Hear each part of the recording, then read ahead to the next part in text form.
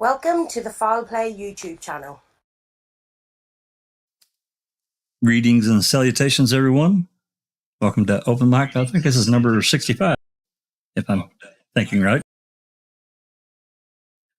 So today we're going to be talking about and listening to the latest oral arguments from the Colborn v. Netflix case. And this is a really pretty good hearing. We get to see a lot of different things on display. There's other elements that become involved. And we get to hear Leetta Walker, and I really have a real appreciation for her. She's just sharp as hell. That's a Netflix lawyer, and it really wouldn't matter who she was representing. She is sharp. She doesn't really miss too much. We've also got a document. It's not very long. I'm going to show that first before we start. So we'll do that. And basically, it's the judge's order, some things that he wrote down in this meeting. Also, you'll hear them talking about, toward the end especially, about them planning for the next get-together. This is basically the first oral arguments in Netflix attempt to force Michael Griesbach to turn over material as it's related to his two books and other things that he has or acquired prior to him taking Colborn's case.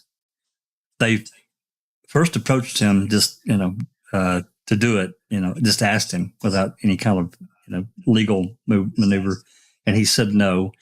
I think they had some more discussions. He continued to say no. And Netflix said, you know what? We think you got some things that we can't really get. He says everything's in the public domain.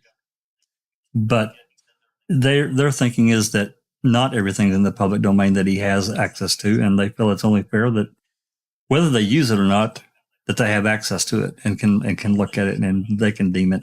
Not anything attorney-client.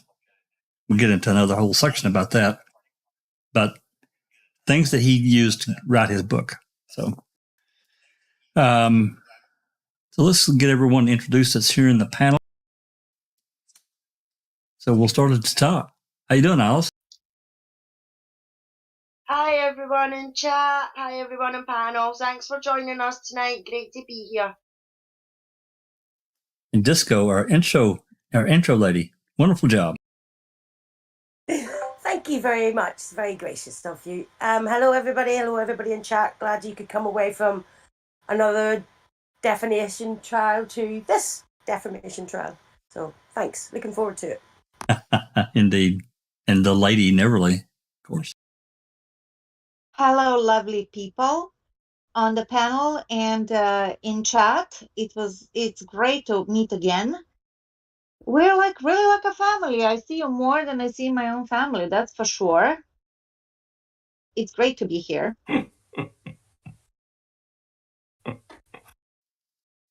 Wonderful. And Dr. Silkman. Hey, everyone. And rumors that I'm deeply addicted are just that, Jack61. Welcome, everyone. Good to be here. Lies, Dr. Silkman. It's all lies. I'm trying this test here to see if I can get OES to cooperate. I can see you moving now that I see you. I've got my cursor down on the window, and it's showing us, animated. And I'm going to take it off and see what it does, see if it freezes up. Okay. I can't. Yeah, I think it has. I don't know why it's doing that, and I'm not sure exactly how to make that not do that. Move your hand, Doc, just back and forth like wave. Yeah, I think I can see myself on YouTube waving. Yep, it is working. Okay, well, it's live. Oh, awesome. Well, awesome. I don't know what I did to fix it, but I'll take the credit for it. Anyway. Good job. All right. I want to say hello to everyone in chat that's come. I see Sherilyn Pantillo. She's not addicted. I know she's not. And there's Ice Coffee and our wonderful supermod Dark Side, TTM fangirl, neighbor, a couple hours away from our William. Hello. Cher, thanks for coming. Andy B, the audio stud. If I embarrassed you a little bit, you're just going to have to deal with it. He's done a wonderful job and a lot of work. Who else we got here?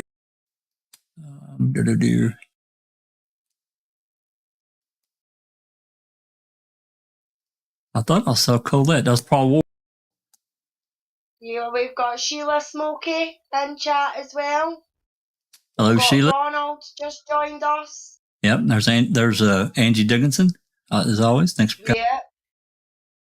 Chair Yoga for the Ageless has just joined us as well. Yep, I see Rhonda SD is in the chat as well.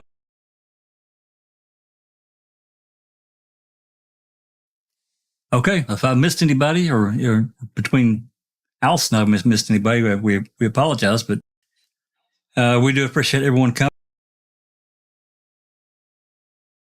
So what I'm going to do first is I'm going to go off camera and I'm going to pop this document up. Like I said, it's not very long, and you'll see it. Let me get it back over here. I really need another. I need another. JD, we've got JD in the house as well, Jack. Woohoo! Johnny, not Johnny Depp. Come on, not that JD. No. All right, I'm going to pop this document up. The PDF file. There we go. It's going to pop in there in a second. So basically, this Charee, I don't recall, got us a couple of files the other day, basically right after they came out. And one is a paper document. The other one is the recording we're going to be listening to. And this document is, you can see the hearing date. It's got the judge, Brett Ludd. It gives some other information there. I'm not going to go into all. It gives the audio of this hearing is a file at EC 232, and it gives the file number. And anyway, basically, he gives some orders. The court heard argument on the 5 pending discovery-related motions. Having considered the motion, the court will rule on 4 of them and requires supplemental briefing on the other. Accordingly, it is hereby ordered that plaintiff's motion in Lamont ECF number 213 is denied without prejudice, and defendant Netflix motion to hold a briefing on that motion is in abeyance. ECE number 217 is denied as moved. You'll hear some of these discussions. It is further ordered that defendant Netflix's motion to restrict documents in ECF to number 219 is granted in part. The court will hold the restricted documents under seal through June 8, 2022 to give interested third parties an opportunity to object before those documents are made public. We'll talk more about the third party as we go. Plaintiff is directed to send a copy of this in minute order to any interested third parties. If those third parties do not file objections on or before June 8, 2022, the court will unseal the relevant documents the following day on June 9, 2022. It is further ordered that defendant Netflix motion strike ECF number 228 is granted. The improper sure reply filed at ECF number 225 is hereby struck. It is further ordered that defendant Netflix and subpoena respondent Michael Griesbach must file on or before June 8, 2022 simultaneous supplemental briefs explaining how Wisconsin's reporter privilege impacts the pending motion to compel ECF number 206, including any potential waiver of the privilege. It is further ordered that a telephonic status conference will be held on June 14, 2022 at 3:30 Central to appear, call the court, and blah, blah, blah. So you give a number of orders there, talk about the third party, which we're going to talk more about. For me, I'm sure others as well. Again, I'm not a lawyer. I was hoping that Charee could come. I'm not sure he's probably got other things to do, but talking about third party and attorney-client privilege and that kind of thing. But we're going to get more into that. So let me click off of that. Everything that I'm going to talk about today is already in the video description. So if anybody wants it, we basically have all the Colborn v. Netflix documents. So with that said, are there any questions before we roll?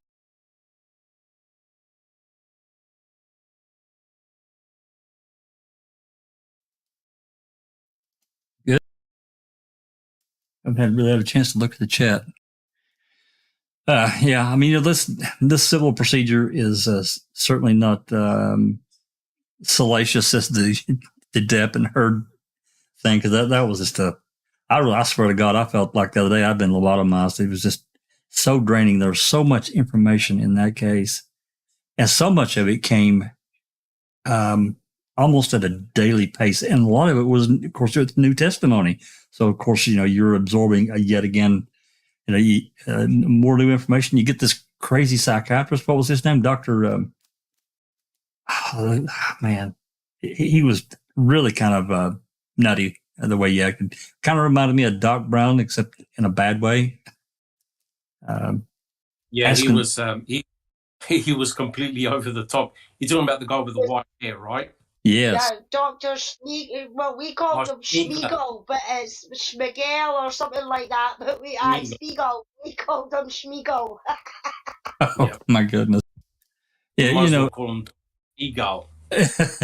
Yeah, and we get, there's so much other really strong emotion that's been put on in the case. We haven't, and this case is not like that, but still the importance of it, and you'll hear in this recording, they're claiming this Wisconsin privilege. It's also been in some of the other filings, if any of those have been following along. Is it ground setting? I don't know. There may be something there for, people later on in Wisconsin to be really aware of. But what I'm going to do, I'll start playing the audio. If there are questions, I'm going to probably play, I'll just have to try to call it by ear. It's a pretty long recording, and I apologize for that. But, the lawyer speak, it's really important to understand who these people are. And I hate to compare intelligences, but it's so obvious. I mean, Leetta Walker, she is one smart cookie, and you can tell in the way she talks. Anyway, if there are questions, put them in the chat. We'll pause every 10, 15 minutes, maybe sooner, maybe a little bit longer. We'll just call it by ear, because there is some rambling. So I apologize for that, but just that's just the way it is. You guys here in the channel in Discord, you will have to unmute YouTube to hear this. So if there are no questions, I see TTM and girl Andy B. Your audio. Oh, I did want to announce. I might as well do it now rather than later, because I'll probably forget. Andy B has created a couple more recordings, and they're improvements from Barb Yonda's November 9th interview and Bobby's November 9th interview. So what I thought I would do, and there's some YouTube stuff that he found out how they treat audio and how it can affect what comes through what you hear on YouTube.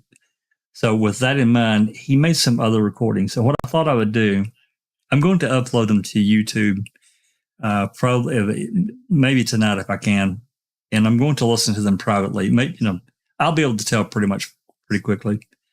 And what I thought I would do is instead of creating a whole new video and all that kind of stuff, because you can't just upload audio to YouTube. You're allowed to do that. And if it sounds okay, I'm probably just going to do that. And for researchers, they'll have access to it. Again, I can't thank Andy enough for spending his time doing this. He's doing this on his own accord. He's a sound engineer and does this kind of thing every day.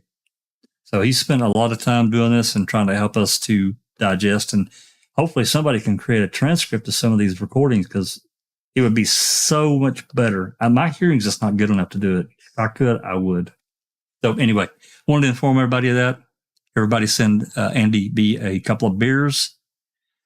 Oh, I see Catnit's in the... Hey, Catnit, Supermod. Thanks for coming. Colette M, thanks for coming. Anyway, we're going to get started. Anybody here in Discord, you'll have to unmute YouTube. All right, here we go. Court calls case number 19 is CV of 484, Colborn versus Netflix et al. Appearances, please, starting with plaintiff. Attorney April Barker appears on behalf of the plaintiff, Andrew Colborn, and co-counsel Michael Griesbach is also present online on the phone. Good morning. For defendant Netflix. This is Lita Walker of Ballard Spar, appearing on behalf of Netflix, along with James Friedman. I may have colleagues on the line, but they won't be speaking today. Okay. For Defendant Crow Media, Laura Riccardi and Moira Demos. Yes, Kevin Vick appearing on those defendants. I'll just be observing today. Thank you.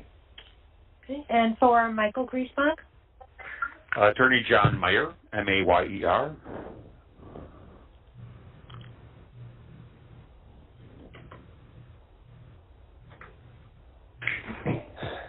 So good morning, everyone. We're here for our motions hearing in this civil case. By way of background, the plaintiff, Mr. Colborn, filed a defamation complaint against these defendants on December 17th of 2018 in Manitowoc County Circuit Court. The complaint alleges defamation claims related to the Netflix series Making a Murderer. The case was removed to federal court on April 3rd of 2019.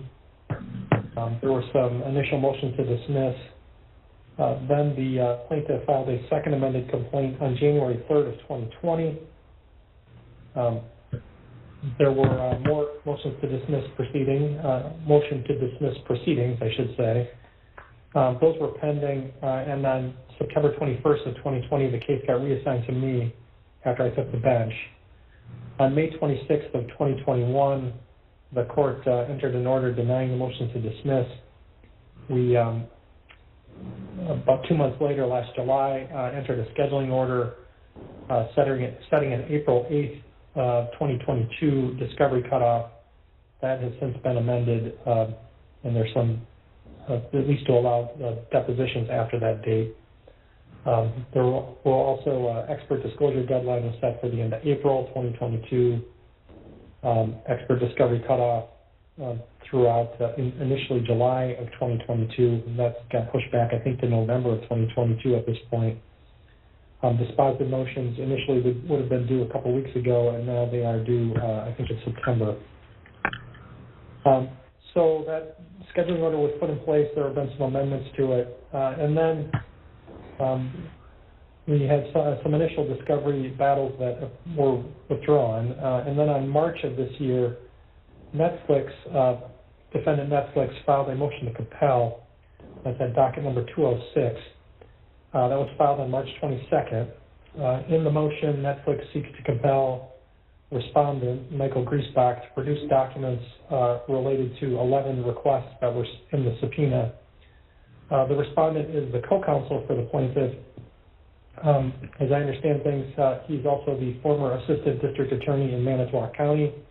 He was involved, at least in some degree, in the events that are depicted in the series and that are the subject of the complaint. He may have actually appeared in the initial series, I think. He's also the author of 2 or 3 books on the events and on the series. The motion indicates that the respondent has flatly refused to respond to any of the document requests, asserting multiple objections. A couple weeks after that motion was filed, the plaintiff filed a motion in limine seeking to bar admission of the opinions and statements of Michael Griesbach at trial, arguing that they are inadmissible lay opinions, they are irrelevant, they are hearsay. About a week later, the respondent to the subpoena, Michael Griesbach, filed an opposition to the motion to compel, arguing that his opinions would be irrelevant to the defamation claim that's at issue, noting that the subpoena creates a potential conflict of interest in his representation of the plaintiff. Argues that the documents are all otherwise publicly available, and also raising the reporter privilege with that section 88514. The next day, Netflix filed a expedited motion under Local Rule 7H to hold briefing on the motion in limine in abeyance, arguing that we don't have a trial date yet. The motion in limine is premature. A week later, plaintiff filed an opposition to the motion to stay briefing on the motion in limine, arguing that there's no per se rule against filing an early motion in limine. Then on April 26th, Netflix filed its reply in support of its motion to compel. It argues that the documents it seeks in the subpoena are relevant and are certainly subject to the broad parameters of discovery. Even if potentially the documents aren't admissible themselves, they are they could lead to the discovery of admissible evidence, which is the standard. Netflix also argues that the documents go to the defamation claim, whether the claims are the documentary itself and the statements made in it are defamatory, and they also go to plaintiff's reputation and whether there are any damages. Netflix also filed a motion to restrict documents that were filed in connection with this reply brief. As I understand it, these are documents that were produced by plaintiffs in discovery. Otherwise, the plaintiff has broadly designated the entire email production as confidential, although the documents aren't separately stamped confidential.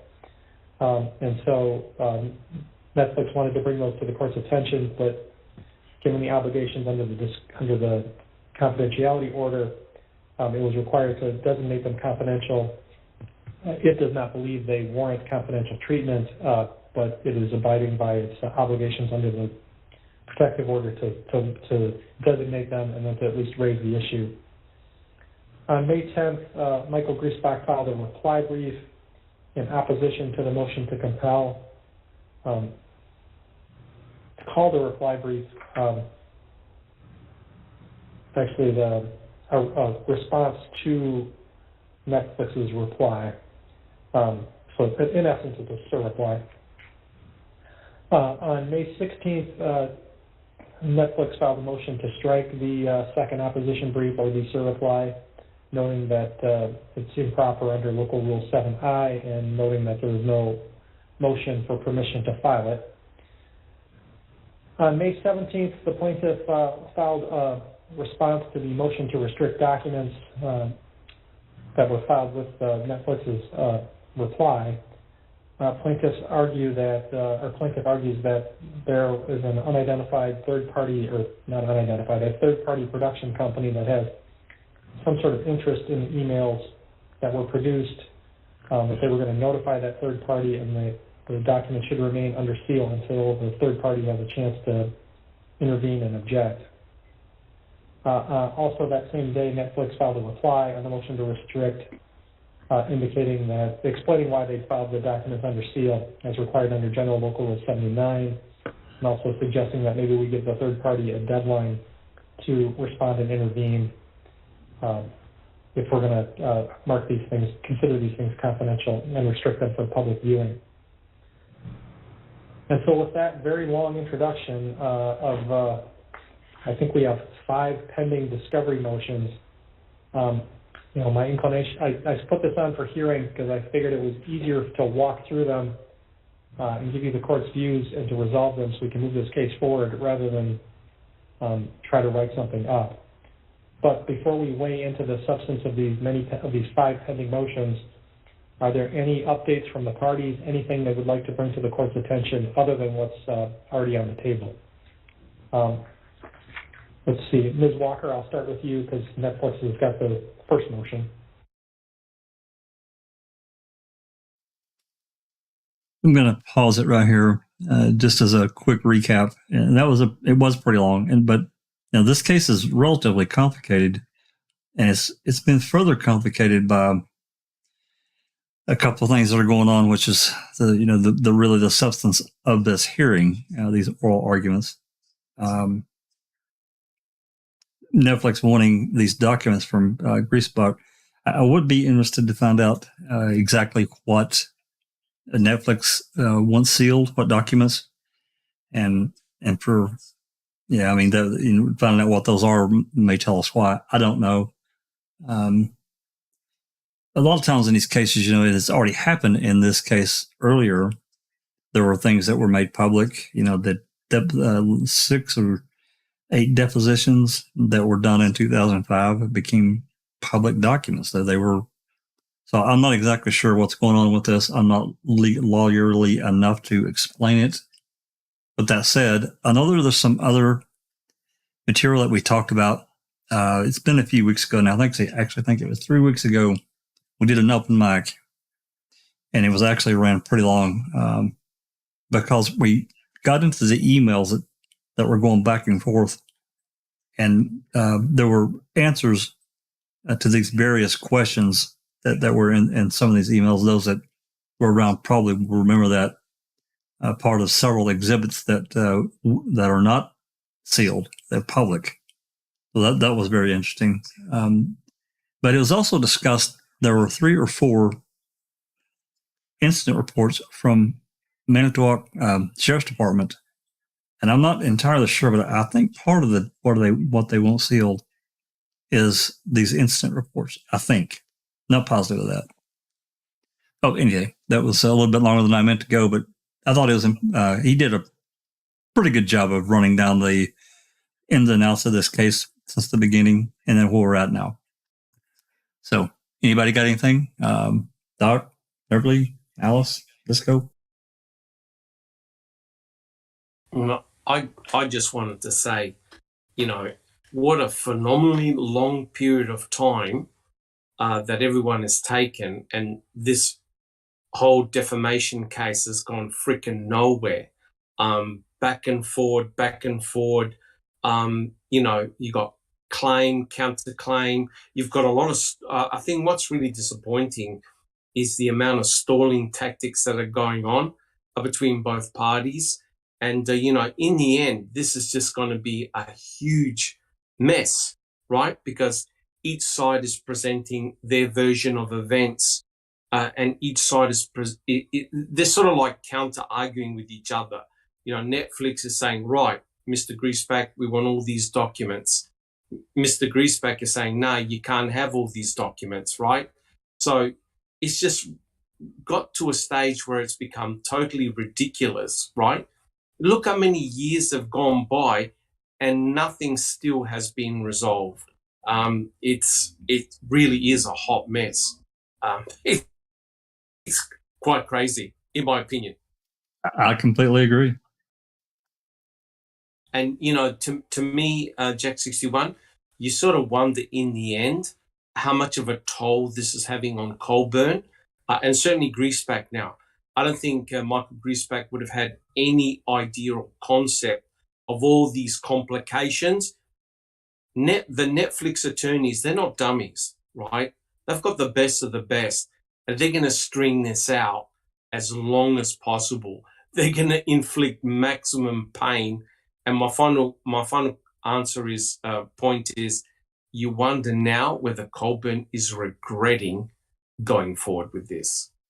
Thank you, Jack 61. Absolutely. And on top of that, Doc, and if Griesbach may be regretting taking the case, there was kind of a rush he retired, bam, he takes the case, he gets it filed a few days later, they take it anyway.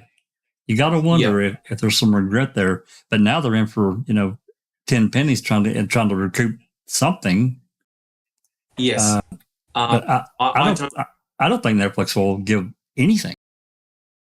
No, there's we've discussed this before at Jack 61 and panel members and people in chat. There's too much at stake here, right?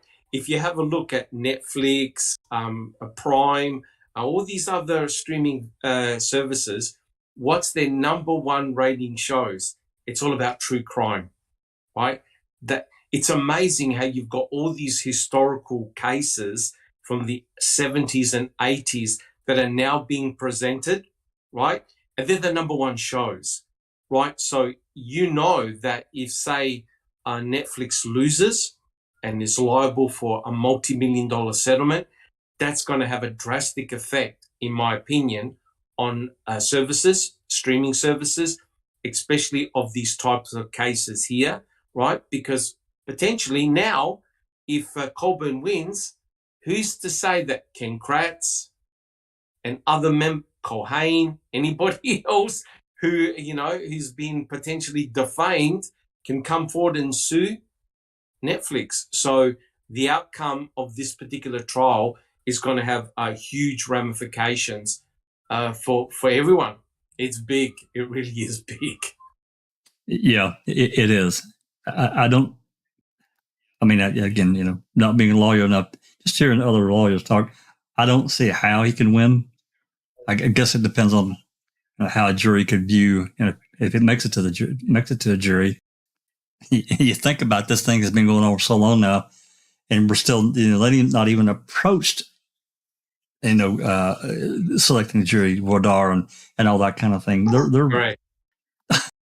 So Correct. Anyway, Correct. Neverly, Alice, you guys got an opinion about this one? Yes. Well. Come on, camera. Let's go. If you're gonna, if you come on, camera. Come on, turn it on. Okay, hold on. Let me move to a different area.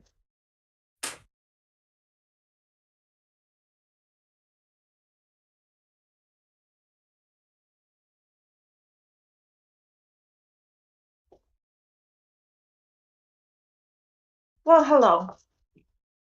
Hey, Debbie. So hello. What I wanted to say is, isn't this interesting, guys? So here's Colborn suing a powerhouse of Netflix, right? Does this remind us of somebody who was suing a powerhouse of Wisconsin? So now we understand why Stephen's civil lawsuit had to be stopped, right? Because if Stephen won, who knows what else and who else would have gone for it? Well, news to you, Mr. Colborn. You're pretty much in the same predicament right now. I don't believe one bit that Netflix will ever allow him to win or to agree with him or whatever, unless there's something obvious. And you guys, of course, we want a due process and, for everybody, even Mr. Colborn. But what I'm trying to say is this case would set a precedent, and of course that Mr. Kratz would jump on this. Yes, he will. Like this, he probably has his, dissertation ready somewhere in the basement. He's ready to go. We've been reading his book, as you know, for over a year. And like a good friend, he let Andy to go first. Yeah. Yes, he did, and that's in effect. If you look in the book, you can see that he definitely defends Andy Colborn and Lenk as well. And I'm telling you right now, if Colborn is successful, Mr. Kratz will be next. He'll go for his pound of flesh, because Colborn has potentially paved the way now on how to successfully sue Netflix. So that means that's huge ramifications for people like us and people like the streaming services, for sure. Yeah. So it will be interesting to see, God forbid, that Kratz comes in hand with Amber. So yeah. Well, you think about, and you brought it up, Everly, you think about the 2005 case and what was going on basically starting in May of 2005 with Gregory Allen. They kept it hidden. Can you imagine, guys, if that information had come out in September of that year? It would have blown the case completely apart for the state. Because all that would have rolled up right up to Vogel and Kosorik's door, and they knew it. So correct. And I also think that it was very curious that they waited till file to the very last day they could from the statute of limitations. Actually, they were late, as I remember correctly. They were like 3 days late, but they let them come in anyway. And was it something like, well, they were late for the first season, so they could only do it for the second season? That's correct. Yeah, that's right. Go ahead.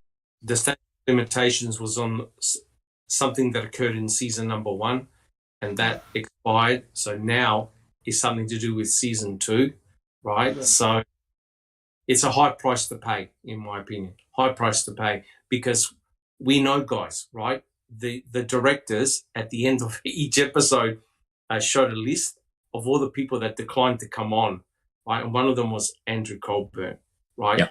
So remember, if you don't provide your point of view, if you don't provide a voice at that opportune time, then you forfeited it, right?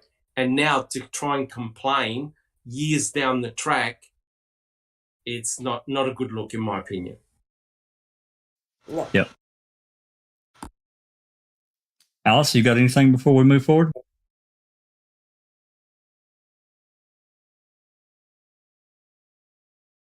Yeah, I agree with everybody else. I think it's silly that he's continued taking this as far as he's taken it, and there's no way in hell that Netflix is going to pay out for this. As Doc said, it'll open up a floodgate for them doing any other documentaries or anything like that, because if they do a documentary and people don't like what they say, they'll take Tiger King, for instance. If Colborn wins, then this opens up the floodgates that she could sue the makers and Netflix for the way she was portrayed in Tiger King, and I just don't see that happening at all. I really don't. And I'm not coming on camera tonight because I'm in my jammies. So maybe next week. Look, part of appearing on I had a towel on my head yesterday. That's why I didn't want to show. Part of being on camera, part of being on camera is you just, there's no pants. That's number one rule. No pants. Correct. You just don't stand up, like Eric Hosey did. Do not stand. Correct. Okay. Looks like we've got a little bit of conversation going. Is there any questions in the live chat? I see a little bit of conversation. Alice, have you noticed anything? Which devices? We've had a few chair yoga for the ageless says MG was hoping for a settlement out of court, but that is not going to happen. Paul Ward says Netflix are hundreds of millions of dollars in debt. They won't settle out of court. Colette M says Colborn's mistake. He thinks all courts and lawyers are like Manitowoc. Good point, yeah. Yep. Point. TTM Fangirl says, a while back, like last year, I did some audio enhancements to some of the dispatch calls and Barb's interview on my TTM Fangirl YouTube. Lol. I have a YouTube, not that I have any followers. Well, you will now. I'll come follow you. Post the link in. Post it in TTM. If you put your link in Discord, one of the rooms in Discord, I can post it in the chat, and we'll get you some subscribers. How about that? Absolutely. We'll follow that young lady. Iced Coffee and chat. Welcome, Iced Coffee. Good to see you. In terms of malice and intentional defamation, surely they cannot prove that Laura and Moira and Netflix knowingly and intentionally defamed him. No, there was always this counter argument about editing, right, and making Colborn look bad, right? And Ken Kratz in his book actually compared both texts together. And really, there's no doubt that Netflix edited out stuff that was immaterial, right, Jack 61? Absolutely. It made no difference at all to the intent, right? And so the thing is that the directors or the movie producers cannot show 10 hours straight of testimony, word per word. It'll lose its dramatic effect and impact, right? Colborn was the one that made himself look bad. Nobody else, right? And remember, as we've always said, if you want to do proper research, always go back to the original documents, have a look at them themselves, and you'll see that the intent of what the directors were trying to do is exactly that, right? They edited out some chatter between Kratz and I think Dean Strang, right? But the intent was exactly the same. It's not like Dean Strang asked one question, right? And then Colborn gave a yes or no answer to a completely different one, right? So questioning from here, remove some dross that was in the middle, and then finally Colborn answered the question. that's it. You know, how the hell can you sue Netflix on stuff like that? It's pretty crazy. I'll add to that. You know, there were some other incidents that occurred that Andy was involved with, and I'm not saying that it's nefarious, but you know, we can go back to the clippings or not the clippings, but the memo that came out in 2003 that, you know, he said he was forced to write about this so-called detective that called Manitowoc County in 1995. So that's weird. I don't care how you slice it. It's just odd. Does that make him a bad guy? I don't know, but I just know from my viewpoint, it has all kinds of problems written all over it for me. Correct. And then we can't forget about the plate call, the license plate call. Who can forget that? To us sitting here in front of the TV watching, you know, we watch the series on Netflix. To us, it's like he's behind that car reading that plate. I'm sorry, that's just how it comes across. That's the impression that one gets.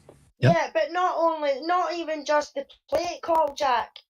The fact that he got a phone call, whether he was a guard or the bloody warden or whatever, he got a phone call in 1995. That's right. He's the jailer. Another police force saying that they had somebody who was confessing to the rape of Penny Bernstein from the 85 case. And the fact that he supposedly never done a report on it, he never followed it through, he never followed it up or anything like that. Andy Colborn has only got himself to blame for everything that was done, and same with the rest of them, Kratz and Fassbender and the rest of them. They've only got themselves to blame to what came out and making a murderer and making a murderer too, in my opinion. Because they could have easily came on and defended themselves in making a murderer too, and not one of them wanted to do it. So that's their own bloody fault. But if it had came out that he had went to his superiors and, you know, pressured them and says, look, we've really got to look into this and everything like that, this man could be sitting in jail for something that he's not done. If this guy's confessing it, we need to do something, then he would have been seen in a better light. But the simple fact is he got the phone call, he told somebody else, and he was told, don't worry about it, we've got the right guy. And then that was it, end of story. So he's only got himself to blame. Yeah, and if they want to talk about editing, Doc, you know, the flyover video, that was edited. There's so many how many dispatch calls have we got that are edited? Radio phone calls edited. So they're the original editors of everything. And I wish that, you know, when it's all said and done, that the filmmakers hadn't done anything to the trial stuff. But again, as you explained it very well, it had no effect at all. It didn't matter at all. No. Except even Amber Heard edited her video to TMZ. She did. That seems to be a thing. That seems to be the rolling thing. No, with bloody cases, I just edit the evidence. You know, it doesn't matter. Well, to keep her question. Yeah, I saw that. Go ahead. T1's got a question. Is that, are there any theories as to what KZ may be waiting for from this case?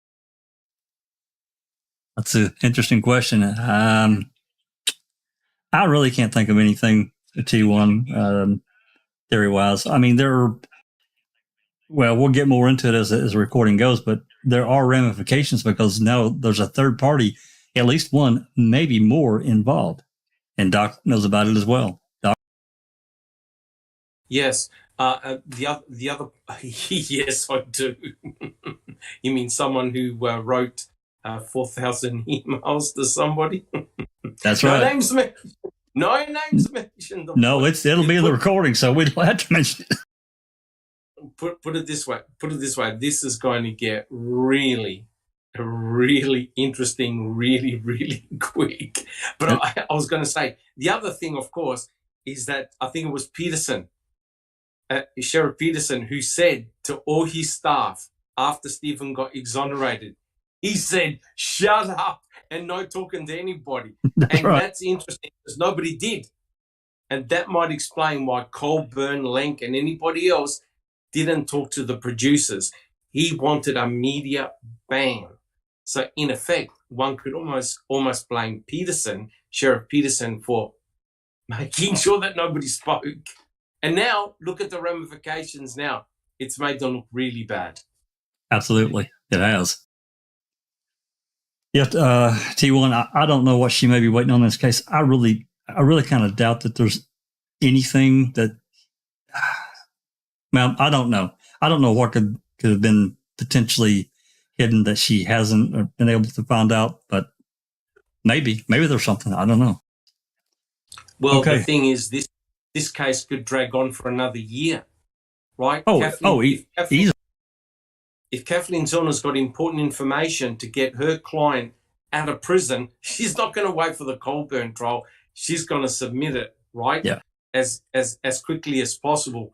Colborn's a side issue, right? For Kathleen Zellner. Kathleen Zellner wants to get Stephen out of prison. Yeah, and if there's new evidence that is that she's unaware of that does get revealed in this, she still has a year to submit it as a supplement or something of that nature. Correct. So, all right, Alice, is there anything else before we move on with the recording? We good? No, we're all good. They're just agreeing in chat that Colborn made himself look bad, nobody else, by writing reports 8 years later and things like that. So we're all good for now, Jack. Okay. And Jeff's joined us in the chat. Hi, Jeff. Thanks for joining us. Good to see you. And Paul Ward. Hey, Jeff. Jeff, you're more than welcome to join us on Discord as well if you wish. It's entirely up to you. Anyway. Okay. Remember, if you're in Discord with us, you'll have to unmute YouTube. Here we go. Play a little bit more. Nothing to add to the procedural history here, Your Honor. I would only add that Mr. Colborn has brought not only a defamation claim, but a claim for intentional infliction of emotional distress. And I think it's clear from our briefs why that additional claim matters here when we're talking about the relevance of what Mr. Griesbach may have in his possession. Happy to talk more about that, but I just wanted to clarify for the record that there's two claims, one for defamation, one for intentional infliction of emotional distress. Thank you. And I did not mean to, obviously I was giving a summary, not an exhaustive listing of every issue, but that's a good point. Thank you for that. I guess I'll go next to Ms. Barker. Anything from the plaintiff that you'd like to bring to the court's attention before we proceed to the motions themselves?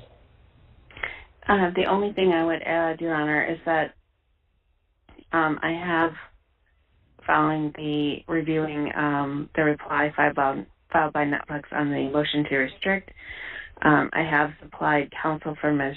Schuler, who's the witness or discussed in their reply, with copy of the motion documents and our response and Netflix's reply. And I have done the same as of yesterday with respect to whom I understand to be the principal of Transition Studios, who's technically the corporate entity that I believe claims an interest in at least some of the documents involving Ms. Schuler's communications. I have not yet heard a response from them, and I don't know that Transition Studios has retained any counsel.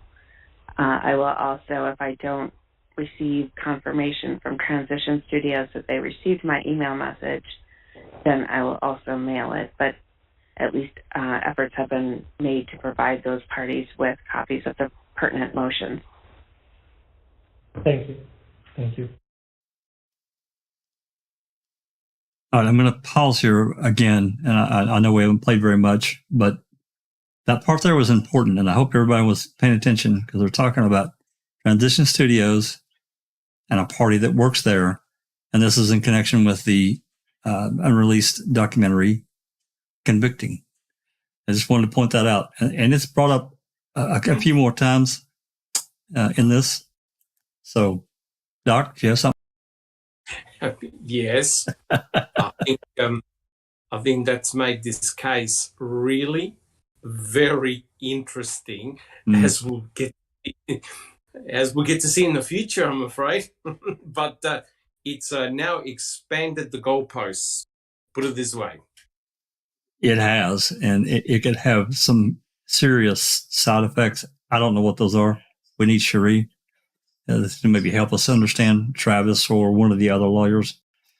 But yeah, absolutely, it can definitely make this case very interesting. It's added spice to the case. Yeah, I mean, she's, that was Lieta. She said that she sent emails to Transition, which, Convicting is being executive produced by Sean Reck and Andy Hale. I don't know how much Andy would be involved in that end of it, but I'm going to let this play somewhere. We'll talk about that. We'll touch on this again. I think this is brought up at least 2 more times. I think at around the 35 to 40 minute mark, and then again right before it reaches an hour mark, it's discussed again. Now, again, this is not the entirety of this recording. It's just an added thing to this case, and it's important, and it can definitely have an effect. All right, I'm going to start. Jess, No, good. Oh, good. Just keep that in the back of your mind. Just keep it in the back of your mind. Absolutely, yeah. Just pay attention, guys. Okay, here we go. I'm going to back it up actually 10 seconds. I will also, if I don't receive confirmation from Transition Studios that they received my email message, then I will also mail it. But at least efforts have been made to provide those parties with copies of the pertinent motions. Thank you. Mr. Meyer, anything from you before we proceed to the substance? I don't think so, Your Honor. Thank you. Thank you. And Mr. Vick, you indicated you were sort of just monitoring. Did you have anything to report before we get into the substance? No, I don't. Thank you, Your Honor. All right. So I'm actually going to take the motion sort of in reverse order. So let's start with Netflix's motion to strike the second opposition / surreply. It seems to me that it's labeled an opposition, but it is a surreply brief. And under the local rules, you don't get a surreply, at least not unless you ask for one. And there's a procedure for asking under local rule 7I, and you have to file the proposed brief as an attachment and ask court permission. No permission was granted here. No attempt to get court permission was granted. So I'm inclined to grant the motion to strike. Am I missing anything? Ms. Walker? No, that's absolutely right. Mr. Meyer? No, Your Honor, I don't think so. And our expectation was, as exemplified by our lack of response, that brief would be stricken. The truth is, it's entirely legal argument, which can be presented anyway, and so it isn't. Which is why we didn't proceed to seek leave after we were told we shouldn't be filing this brief. But thank you, Your Honor. All right, so that motion is granted. Next, docket number 219 is Netflix motion to restrict the document. Sounds like maybe we sort of halfway resolved this one already. I think under the local rule and under the protective order, the fact that the document has been designated confidential makes it appropriate, at least initially, to keep it under seal. And I appreciate Netflix's compliance with those procedures, even though Netflix doesn't believe the documents should in fact be are properly designated confidential. Sounds like, as I understand it, that the plaintiff doesn't necessarily feel strongly that these materials are confidential and should be maintained under seal. The concern is primarily whether Ms. Schuler and this Transition Studios, these third parties, may have an interest. Let me just confirm that. Ms. Barker, is that correct? Do the plaintiffs contend that these materials should be considered confidential and maintained under seal, or is it mainly just trying to protect the interests of these third parties? Yes, Your Honor, the latter is correct, or at least to do, at least give them an opportunity to talk for themselves. And frankly, the most concerning of them, as far as allowing the third party to speak, is a copy of an agreement. I guess I won't say anything else without divulging confidentiality, but just or a form that I think is designated as Exhibit 1, and that's, if it weren't for that, I'm not even sure I would be as concerned. But I think that in light of that, we wanted to at least give them an opportunity to chime in. Plaintiff personally does not have, or plaintiff individually, I should say, does not have a reason to designate them confidential in our view. Okay. So what the court's going to do is I will grant the motion to restrict in part. In essence, that I will keep those documents under seal for another 14 days through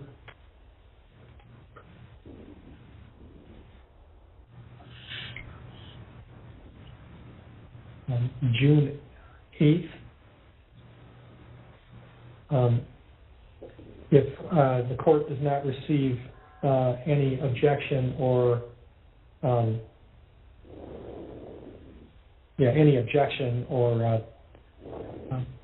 support from these third parties, any submission from these third parties explaining why these materials should remain under seal, they will be unsealed on June 9th, but I will give the third parties until June 8th to make a filing to justify, if they choose, keeping the documents under seal. I will also, and I'd ask Ms. Barker we'll do a minute order at the end of this, and I'd ask that you send a copy of that minute order to those third parties to notify them that they've got this time to file something. I'll also just note that I'm not at all sure that there's anything, even if they did object, that there's anything in these documents that would warrant sealing them from the public. There is a presumption in the law that documents that are filed in a federal court are open to the public. There's a First Amendment right of access to the courts that the public has, the media has, essentially to gain access to documents, especially adjudicatory facts, they're called, documents that are relied upon by the court in deciding motions. Those can become public unless there is in very limited circumstances, they can be maintained in confidentiality, but it's really hard for me to envision how that would apply here. So that's my initial inclination, but I don't want to rule without giving the third parties at least an opportunity to address the issue, and they will have until June 8th to file something. Judge, before you move on, I wanted to add one thing, but just before you move on to the next motion. Go ahead. So I just wanted to orient you a bit to who these third parties are and how many documents are at issue and I think will be filed with the court in the future, such that we may have to go down this road again. And I think we mentioned in our reply brief that you may want to instruct the third parties to address things a bit more globally than the discrete documents filed with the reply. So very briefly, Brenda Schuler was deposed Friday. She's a producer for Transition Studios, which is making a counter documentary called Convicting a Murderer. We've received from the plaintiff approximately 4,000 text messages between him and Ms. Schuler that are relevant to this lawsuit. There were 80 exhibits at her deposition on Friday, and these are, frankly, some of the most interesting and relevant documents in the case from Netflix's position. So I suspect that to the extent there's more motion practice, and certainly at summary judgment, a lot of these documents in which Ms. Schuler and the studio purport to have an interest are going to be filed with the court again, and you will do it under seal again, and they'll have 14 days again unless you want to address it at the outset or ask them to address it sooner rather than later. So thank you for that. I appreciate that additional context. Right now, this is the motion that I have in front of me, and I will give them an opportunity to object. I mean, I don't know what positions they're taking at this point.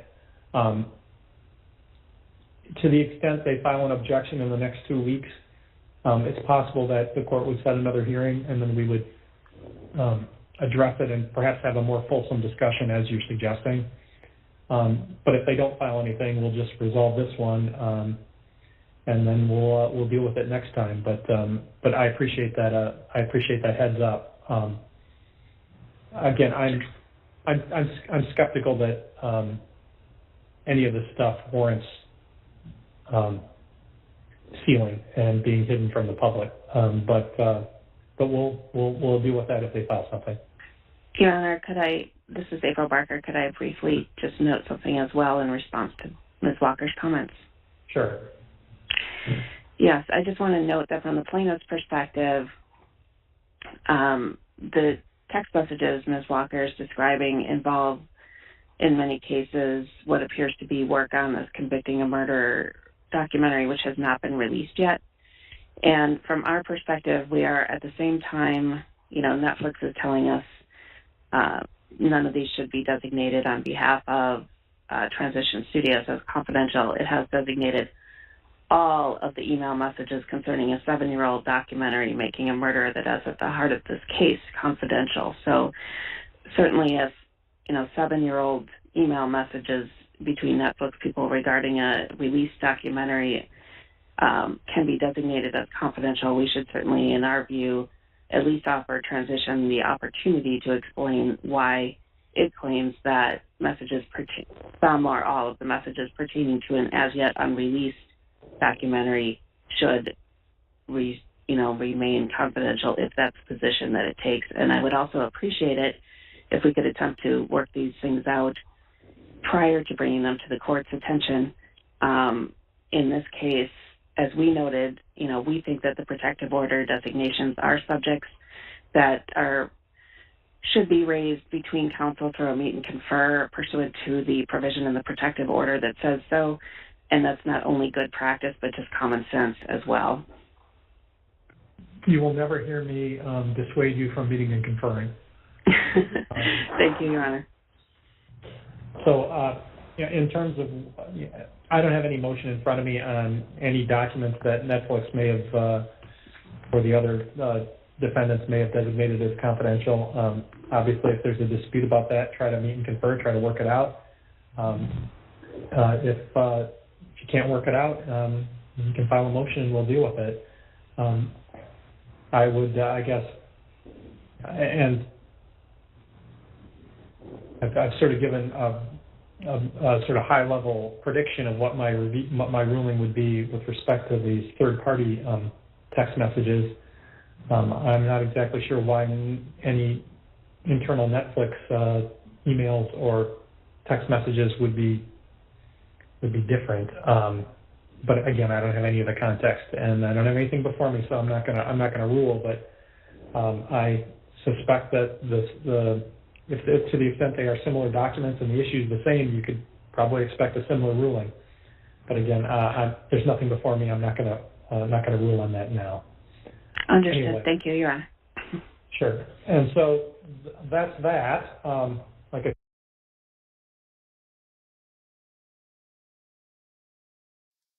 Okay, I want to pause it here because quite a bit happened in that little passage, and it's probably worth, first let me, I don't know if Doc can get on camera, but I will. And we can talk, for a minute. And, T1 had a question, and hopefully I can clarify. Let's see here. Okay, so the question is concerning sealing of these documents. And I think how this is, and Doc, you can correct me if you think I'm wrong. I'm okay with being wrong about this. I think it because Netflix wanted these, got, privy to these communications. They want them sealed now to give the third party a chance to respond. It's not that they necessarily want them sealed forever, but they want them sealed now to be fair, that's what I think. And the judge was very clear. And as I thought as well, federal law typically, once something is submitted as an exhibit, it's public. That's just the way it is. So that's what I got. Correct. So the way I saw it, Jack 61, was that you've got Netflix, you've got Schuller, and 4,000 texts between Brenda Schuller. The name was read out between Brenda Schuller and Andrew Colborn. Right. That's right. 4,000 texts. And So, Transition Studios is also mentioned, so we can't forget about Sean. Correct. Who's allegedly convicting a murder or convicting, right? So now you've got both sides that are doing a counter argument with Netflix saying, oh, you want our confidential emails and texts? Or what about your confidential emails and texts? So it'll be very interesting because I don't know about you, but that's a huge amount of correspondence between Colborn and Brenda Schuller, and that's huge, right? That's a lot of text. And it'll be very interesting to see if they get released, the contents of those text messages. Don't you think, Jack 61? Well, if as we read through those emails again from the 3 weeks ago, if everyone recalls, there was discussion about sharing of information between Andrew and Brenda that were really attorney-client stuff. That's what the gist of it that I got. So, from probably, this, I'm speculating here completely. Maybe from Andrew's point of view, he's talking to a friend. He's saying, we talked about this, and he's talking about with, Griesbach, his lawyers, whatever. Talk about this, talk about that. But that is privileged information.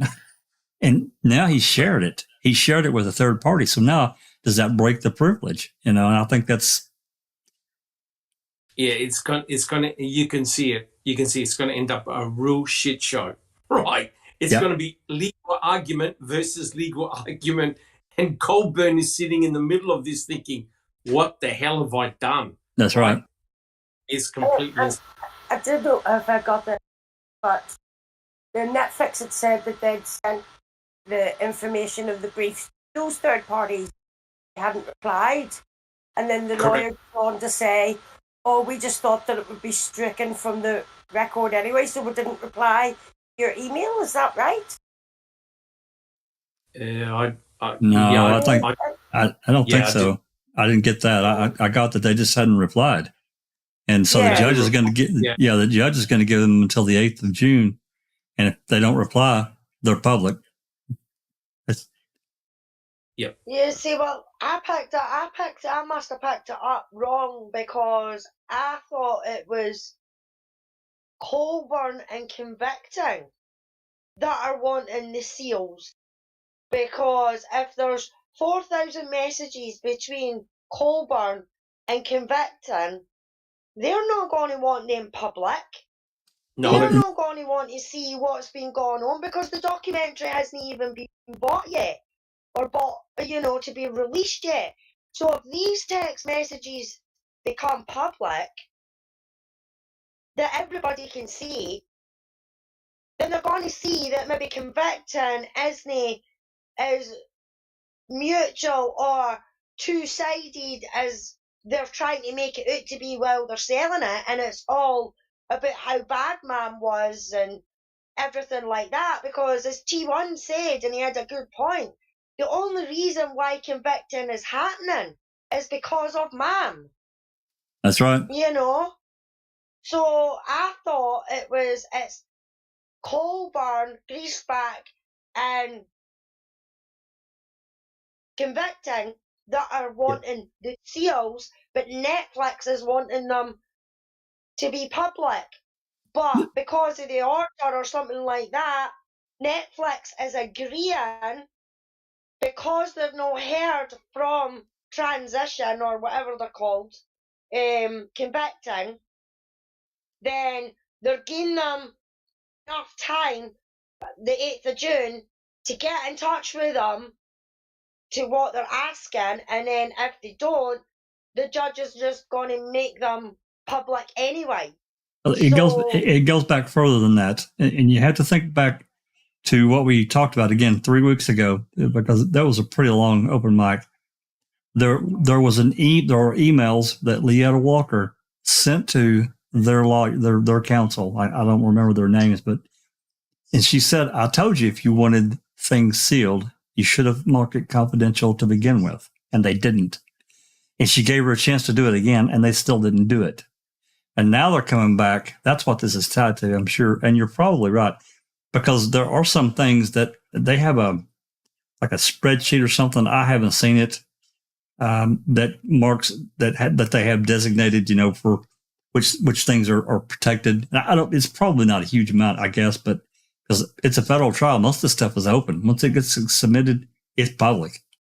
So it's tied to that. So originally, I think you're right. They just thought it would be protected, but they didn't mark it that way. And I'm kind of like the judge, if in this as well, if he decides, hey, we're going to release Netflix or transit or these emails or text messages between Andrew Colborn and Brenda Schuler, he's going to have to release the messages that Netflix wants sealed from 7 years ago. He's got to do it. Correct. Both sides. I think the argument will be that if we show you our documents, you've got to show us your documents as well. It's amazing how Colborn initially would have started this defamation suit very narrow and focused. It's now gone beyond control. It's getting worse and worse and worse. You've now got Brenda Schuler potentially being dragged in. You've got Griesbach potentially being dragged in. You've got other people involved in Netflix being dragged in. And it's just becoming bigger and bigger and bigger. And I remember, I think it was a year ago, Jack 61, Judge Duffin. Remember, Judge Duffin initially took the case and he said, why don't you sort it out of court? No one wanted to do that. No. So now it's going this route, which is going to be another big, massive blow up. Again, this the attorney-client privilege thing that really gets into a big quandary. Well, you saw with the Depp trial, right? You saw when Walderman was testifying. That's right. His attorney objected to every question, attorney-client privilege. So in effect, Waldman over an hour and a half said nothing. He said, I accept the advice. I accept the advice. So, in effect, is this going to happen here? Is the same thing going to happen, that we're not going to hear anything because of attorney-client privilege? That's going to be very interesting. Yeah, I'm not sure we've got to the point yet, but I think they actually did say that Brenda Schuler had been deposed. But I think that I'm not sure that it's given the time frame yet. It's gonna, if it hasn't come, it's going to, of how long she was deposed, and it was You know hours. a bit about these messages. Say that and again, Everly. emails? Say that again, Everly. If I could just pitch in about the emails and, and confidentiality and what's permissible and what's not. To me, it's like, I'm surprised that they couldn't foresee really that any conversation that has to do with the case will have to be disclosed. To me, it's only logical. If it's relevant, if it's relevant to the case, then yeah, but it goes a little bit even beyond that.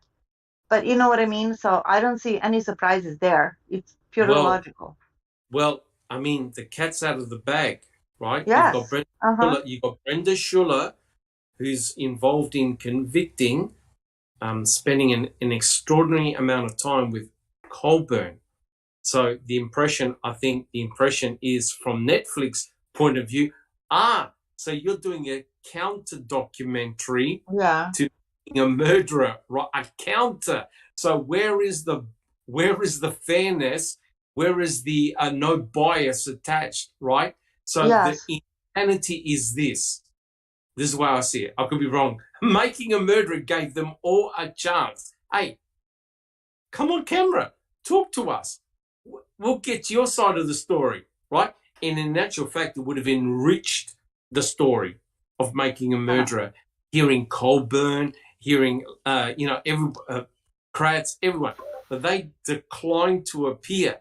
And now it looks like they're making a counter documentary trying to shoot down Making a Murderer, and in effect targeting all of us Making a Murderer supporters. So it's a very interesting point at this stage. And just to chime in here, that Colborn had been shopping around for lawyers for a while, and so he might have been shopping around for documentaries, but his want to appear in a documentary seems not a good motive either. If he's feeling like he's been defamed in one, why would he be picked up by another documentary? Maybe they could defame him. But the other thing they had, just to remind everybody, that Buting did say that they had interviewed people, so they might have had this footage of those interviews, but then those people declined. But that footage might still exist of those interviews, and we don't know who those people are. That's possible. Yep. That is possible. I think I heard a rumor about a non-disclosure agreement of law enforcement. They were all basically silenced. So I think some of them were recorded. I think Jack 61. Yeah. But they signed or they didn't sign a particular non-disclosure agreement, so they couldn't appear in Making a Murderer. So now it's going to be very interesting to see when Convicting comes out, the angle that they approach and what they say. It'll be very interesting. I have a question, Dr. Silkman. Who provided that who made them sign that NDA? I don't know. I do not know, but that will come out hopefully in this defamation trial, because he put everything on the table, right? And I'm sure Netflix will mention everything, right? They'll put all the cards on the table and say, look, this is the way it panned out, right? So this will be... they're going to go big or go home, yes. That's it. That's it.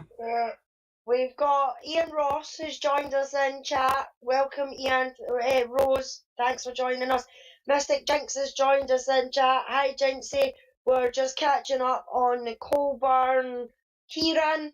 That's what we've been listening to. And I don't recall, Charee has posted an open mic text. She says, hi folks, I just got out of the garden and I'm trying to cool off. I understand the request for sealing the way you do at Alice and Wrongful Conviction Land, that Colborn wants the information sealed, whatever it is. As for Colborn losing his attorney-client privilege, because he discussed the information with the third party, that's true from what I have learned. The only time that might be excused is when a client needs that third person as an interpreter or something like that. That's what we were taught in the ethics class. Yeah, I think it's called a Mackenzie's friend in the UK. Like if you need to go I had to do it for my dad, where you're not allowed to speak to the judge, but you interpret for them because he couldn't see or hear. So I did convey that, but it's called a Mackenzie's friend. I think that's the same thing. Okay. But you have to, that wouldn't be what Brenda is, though. No, you have to when you got 4,000 texts and Lord knows what else. That's huge. That's a huge involvement. It is. Correct. And again, we don't know if this could, pull transition into the whole thing as a whole, because we don't know what communication. And I'm not saying that Brenda did it. That's not an accusation. I'm just saying in the course of conversation, how this could have transpired to Sean or some other members. Hey, man, it could get really messy. Yes. Yeah. Watch Convicting gets released, and whoever they, put in that movie or documentary, whatever they call it, imagine all the other parties, they're going to say, well, we'll sue you. Well, so it's going to be endless. Funnily enough, Neverly, Paul Ward in chat says, can we all take that documentary to court for defamation of character once it's released? Because they'll be talking about the man community. Well, I think it's a fair game. Yeah? Correct. Yep. Yeah. Oh, and Jennifer Manning. Hello, Jennifer. Sorry I missed you. Jennifer Manning's joined us in chat as well. Hey, Jennifer. Thanks for coming. Okay, if we're good, I want to go off camera and we can march forward for another section here.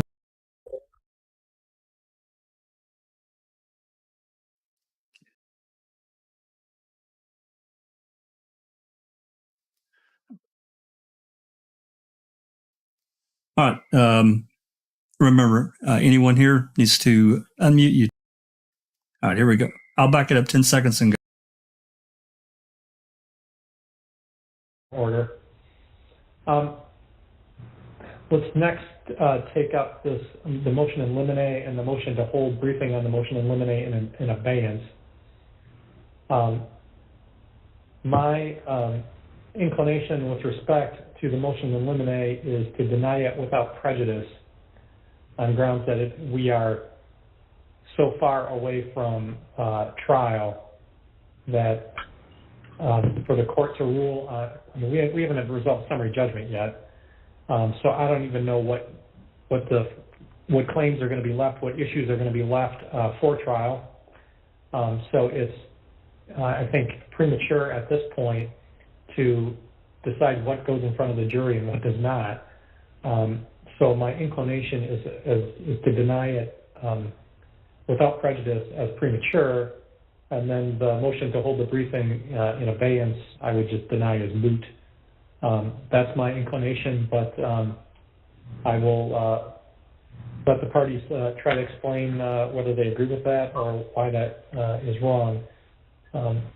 Ms. Parker, it's your motion. Thank you, Your Honor. And I understand that a decision to take up an early motion in limine is a discretionary one. The reason that we had respectfully requested that the court consider it in this context is because this is obviously an incredibly unusual situation and circumstance in which one of the attorneys for a plaintiff is being postured as a potential witness, at least in Netflix's brief. And, with respect to trial preparation, it certainly would be helpful to the plaintiff to know whether one of the attorneys on the team is going to be called as a witness at the trial, and if so, to what extent. Further, the issues that we were seeking guidance on are issues that probably will be, I'm assuming, considered with respect to the motion to compel as well. So it was an effort as well to allow for judicial economy. However, again, if the court prefers to take this up at a later date, then that's obviously what we will have to make adjustments accordingly. Yeah, I think, thank you. And I do think it's just too early to rule on a motion to eliminate. And the reality is, and we'll turn to the motion to compel next, but I think the reality is that Mr. Griesbach has,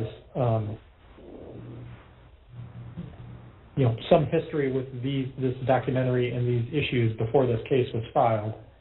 And that just kind of is what it is. And that creates some unique issues in this case and puts him maybe in a unique position with respect to a trial and representing the plaintiff.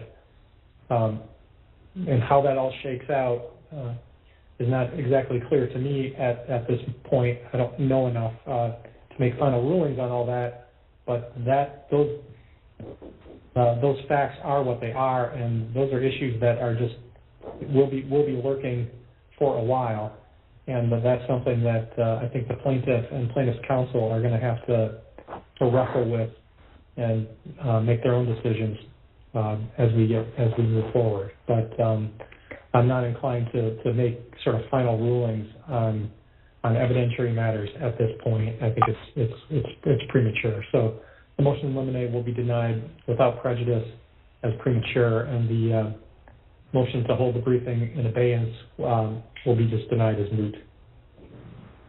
So then let's go to the we've sort of dealt with a lot of the subsidiary things. Let's turn to the main motion before the court presently, which is Netflix motion to compel.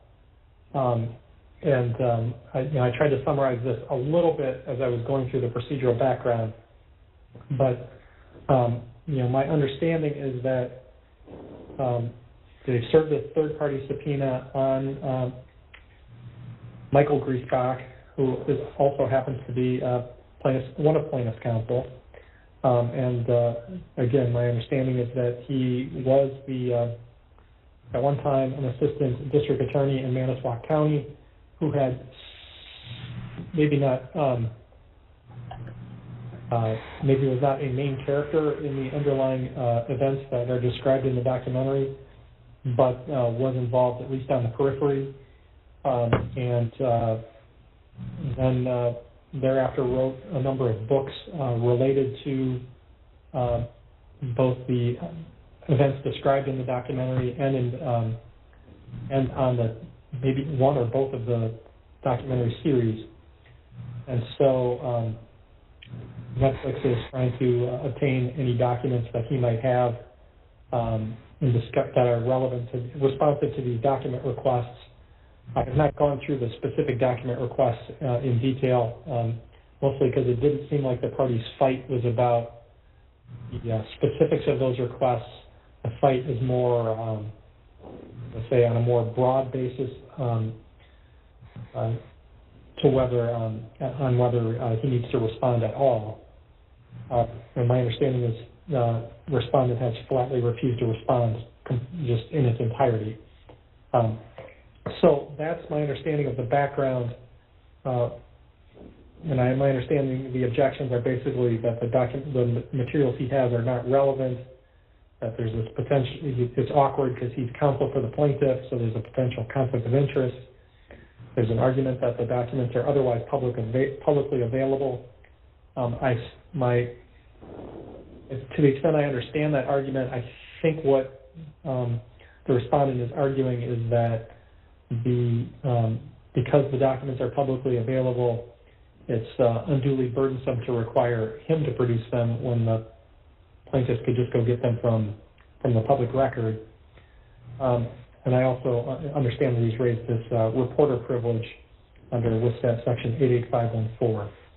So with that sort of as the backdrop, rather than having me just summarize your arguments, I will give now the parties a chance to sort of flesh out in greater detail what their arguments are and what it is you'd like the court to do today. Let's start with Netflix because it's your motion. Thank you, Your Honor. And I think you've given a briefer summary than an attorney like me would, but your summary was accurate, and so thank you for letting me elaborate just a bit on what we believe are the key questions. And so, I think you've hit the nail on the head in saying that it's really the awkwardness that Mr. Griesbach is feeling as a result of sort of the multiple hats he is wearing that brings us to court today. I think if he were not counsel of record, he would not have flatly refused to produce documents, and there probably would not be a motion to compel, because for all the reasons you've stated, going back to Stephen Avery's exoneration in 2003 up through really post-release of Making a Murderer, when Mr. Griesbach reached out to the filmmakers and congratulated them and then wrote his own book, it's unquestionable that he has personal knowledge and documentary evidence regarding a significant number of questions central to this defamation lawsuit. And as you've, I think, alluded to and seem to sort of intuit, the case law doesn't immunize him from discovery just because he's counsel of record. And so, what I think this really boils down to, what his argument is at the very most basic level, is that a lot of the responsive documents he has relate to the underlying events that Making a Murderer documents. In other words, he has a lot of court files, deposition transcripts related to the murder trial of Stephen Avery and Brendan Dassey for Teresa Hallback. And his position seems to be that those are publicly available, that he shouldn't have to produce them. And then, that his personal viewpoints on Stephen Avery's guilt and the trial evidence is irrelevant. And,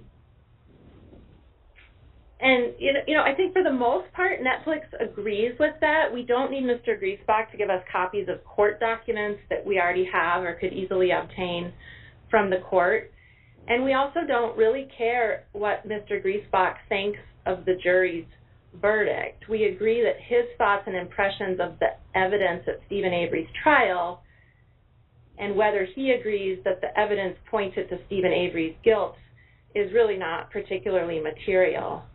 But baked into his opposition is this assumption that the only question in this lawsuit is whether Making a Murderer accurately documented the underlying events, and that then leads to his incorrect assumption that the only relevant documents are the transcripts and exhibits that we could get from the public court file.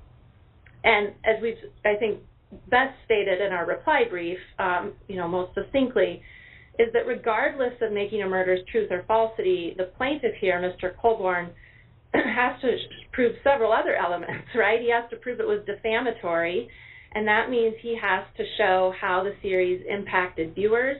He has to prove the extent of the damage it caused his reputation, if any.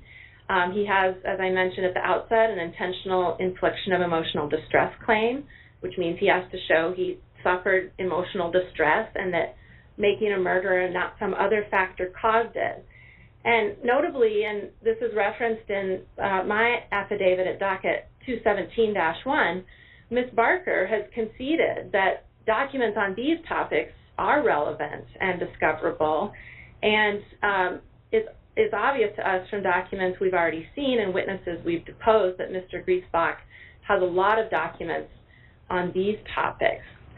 So I don't want to belabor the point, but just to give you a sense, documents Mr. Griesbach has reflecting conversations he had with people who viewed Making a Murderer about what they took away from the series and how it impacted their opinions of Mr. Colborn.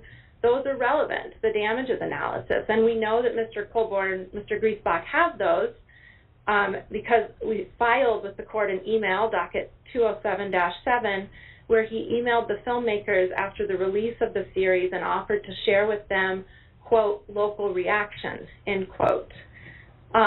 We know that he has documents on issues related to Mr. Colborn's alleged emotional distress because there are passages in Indefensible that suggest he had inside knowledge on this, most likely based on private conversations with Mr. Colborn or Mr. Lank or others involved in the trial.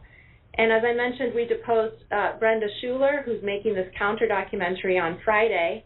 She also fact-checked Mr. Griesbach's book, Indefensible, the one about making a murderer, and testified that she personally interviewed Mr. Colborn in an effort to understand his reactions to and his rebuttal points to the series.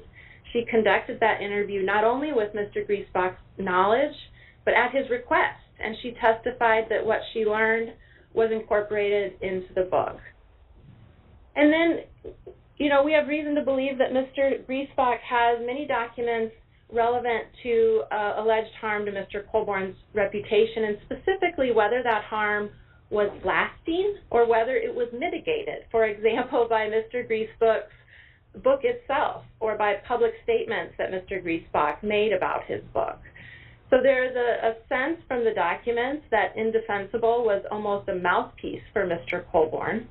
And if Mr. Griesbach was speaking in Mr. Colborn's defense and promoting his book, that's relevant to damages. On the flip side, there's reason to believe that books like Indefensible and counter speech, like the forthcoming documentary by Ms.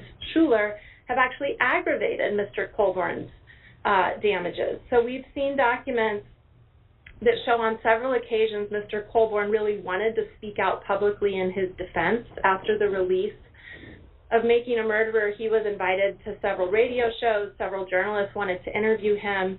And he was actively discouraged and ultimately agreed to stay quiet due to his relationships with people like Mr. Griesbach, people like Ken Kratz, who also wrote a book, and his relationship with Transition Studios. And then we've seen documents where people who claim to be friends of Mr. Colborn actively sought to keep Making a Murderer relevant, and that word is in quotes here in my office, air quotes, so that there was a market for follow-on works. And of course, Indefensible is a follow-on work. And so if third parties' books and films have exacerbated Mr. Colborn's damages, and if he went right along with that, that is relevant. And again, we have documents giving us a very strong belief, and Mr. Griesbach has never really denied, as you say, he's just flatly refused to respond, that he has evidence related to all of those topics. So, you know, the subpoena is broad. Subpoenas always start broad, and then typically you meet and confer in good faith to narrow them down. But let me say at the outset, you know, we're not asking Mr. Griesbach to produce the same box of documents we can go and get from Calumet County or Manitowoc County. But we are asking him to produce everything else that's responsive to the subpoena.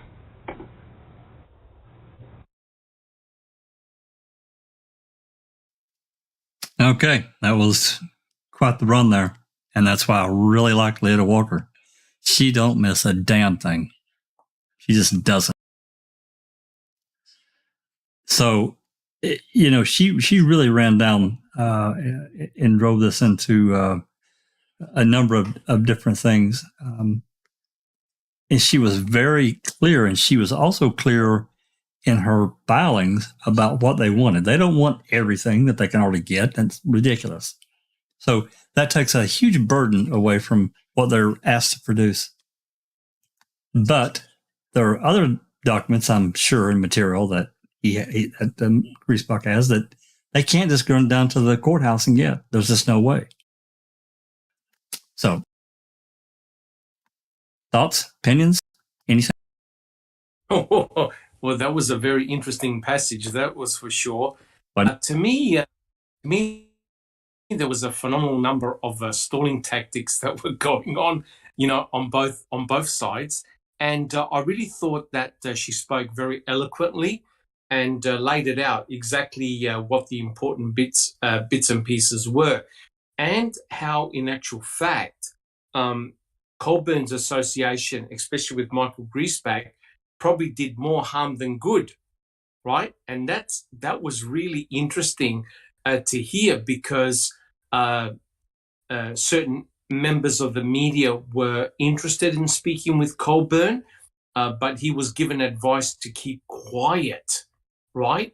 And that's interesting, because the producers of Making a Murderer gave him an option. Hey, look, you want to present, you want to come on board, you want to speak with us, here's your opportunity. And he kept quiet, right? And now you've got all this after the fact event whereby he's pretty upset, and claiming that he's being defamed. But again, it's almost like it's too late now. It's so much after the fact. Yep, I agree. Hey, Doc, restart your camera because it's not coming through for some reason. I don't know why. Hold on. I'll try again. I don't know what's going on. Not only that as well. I mean, Griesbach has wrote 3 books on Making a Murderer and the whole situation. If he's managed to get 3 books out of that 20-episode series, where is the information came from? You know what I mean? Because one book, you could fit both 1 and 2 in, but he's managed to stretch it out to 3 books. So what other, I mean, I've never read any books either. I've read one of them. Right. Was it Indefensible? I think that's the one, or Innocent Killer. It's the one where he talked about the 1985 case, and then he did a part 2, and he talked about the murder of Teresa Halbach. When he wrote about the 1985 case, it was brilliant. But when he talked about what happened to Teresa Halbach, it was real rubbish. You could see that he actually rushed it, and he got a lot of basic facts incorrect.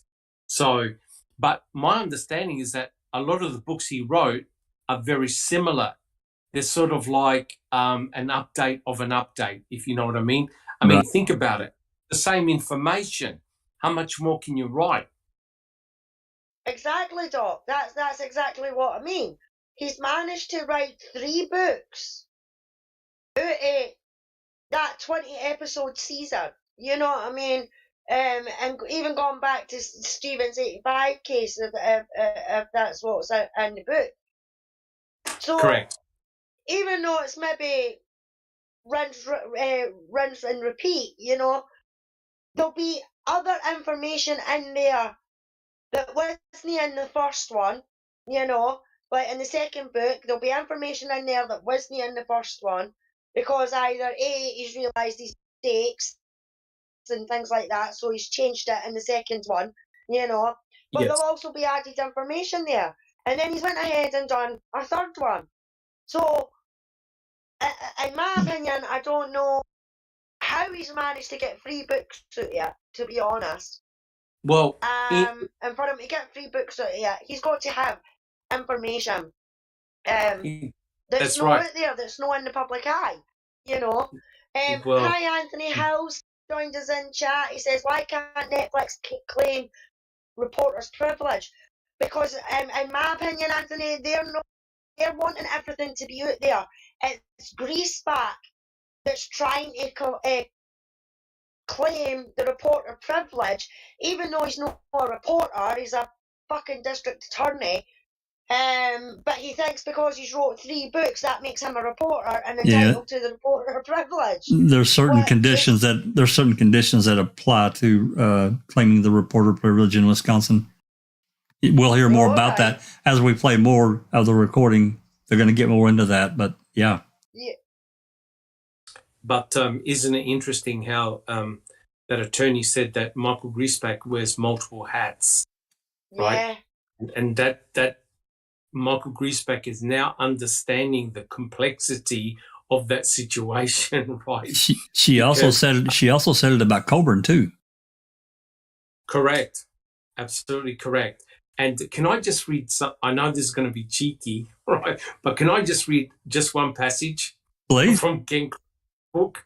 Please. This is important because it's relevant, right? This is in his final chapter, and he goes, special thanks also to Brenda Schuller, who provided hours of research and fact-checking for this project, and who has since become an amazing friend and confidant. So you can see that Brenda Schuller was also involved in Mr. Kratz's book as well. Yeah, but look how shit that turned out, Doc. which is very interesting. She needs to get a new job, fact checker, my ass. Well, the thing is that who was it? Jennifer Manning said, has foul play ever gone through his books like Uncle Ken? Well, I think Neville might have something to say about this, right, Neville? Do you want to say anything about Michael Griesbach's books? Yeah, I had an idea, in lieu of Ken Kratz's book, and that we're finishing it off, that we could do a segue into Michael Griesbach's book. So maybe in the future, near future, we'll come up with something, but it's a definite possibility. I think that's a good idea, actually, because how incredible is this, Jack 61 and other panel members? Everything is dovetailing together, and we're covering it. We're doing it. We're going through it now. You can see with Reading with Uncle Ken, we're at an incredible chapter, and all of this, what's happening with Colborn, is all relevant. And as Neville alluded to, the stuff in Michael Griesbach's books, and also John Verac, I think, as well. Yes. Oh, it's all going to go like this. Yes, definitely. And what was that? What was that chapter we just finished, Doc? When the circus came to town? When the circus came to town. And that's exactly what we're seeing now. Yep. From the other side. It's a bloody circus. It's a shit show, right? And, there you have legal arguments. Instead of getting to the heart of the case, you've got both attorneys and sides tit for tat, wasting a huge amount of time, huge amount of money. You look at the Depp and Amber Heard trial. Oh my God. There's so many professionals, so many people giving opinions. Get on with it. Right? Everyone is stalling for time. You can see it in this case too. Absolutely. Regarding Colborn, if he was advised to keep quiet, and mom is the word, not to comment, not to get involved, when he had a chance, so he didn't because he was advised like that. Isn't that it makes me think that they were pre-planning this lawsuit because they saw a chance that could happen, so they didn't want him to elaborate on something, you know what I mean? And to just keep quiet because they were planning on doing it. You would remember, Andrew started trying to get a lawyer January 8th, 2016, 2 weeks after the series aired. So, yeah. And so that, yep. Sorry, Neville. I think that's a possibility. Also, what is he claiming? What are his losses other than psychological, which is very hard to prove and quantify? Well basically, Yeah, it's a pretty long list. I mean, being defamed, but the death threats and that he got and allegedly he got in his family. Did he claim that it caused his divorce between him and his wife? I think maybe. It's not sure. It's a pretty long list. To prove. Oh yeah, I'm not sure. They're going to talk about everything. They're going to talk about their sex life. They're going to talk about everything when it comes to that. He doesn't know what he's getting into. Maybe he has an idea, but, now that he's retired, what else is he going to do? And divorced, right? So as Kathleen Zellner said, defamation lawsuits are very hard to prove. And she told the same thing to Johnny Depp, who has endless resources. So we'll see. Yeah, I'm pretty sure he did try and say that it ruined his marriage, but then dropped that. Yeah, I thought there was something in the paperwork that, he got divorced. I'm not sure that he actually tried to blame making a murderer per se on his divorce, but, like added to it. I don't know how you quantify that. I guess there's a way, but yeah. I was going to make the comment, Jack 61. You can see the powerful impact that making a murderer had, right? Massive. Because Mr. Kratz wrote a counter piece to making a murderer in his book, right? And I'm so glad that Foul Play dissected every word in his book, because the themes are there, right? The common theme, he's defending his buddies. He's defending Colborn, Lenk, other fine officers, right? So you could tell that he's promoting Colborn by saying, you sue them, get on for a defamation case, right? Because Ken Kratz is waiting in the wings, right? Because remember what he said. He got, and we read it in the last reading with Uncle Ken. If I could sue Kathleen Zellner, I would. That's right. Right? So you could bet if Colborn is successful, there'll be a profession of people, and Kathleen Zellner will relish the chance of getting Kratz on the stand. Because the amount of prosecutional misconduct he did, you can fill an encyclopedia, for God's sake. Oh, my God. Correct. Oh, yeah, absolutely. There was another point there that Leetta made. I just really love her because she's so detailed in her going through this list of things that she talked about. I can't remember what I was going to say now. I've lost my thought. But anyway, all right. So is there anything else before we march forward with the recording? Anybody can think of anything? Questions from the chat, Alice, that you've noticed?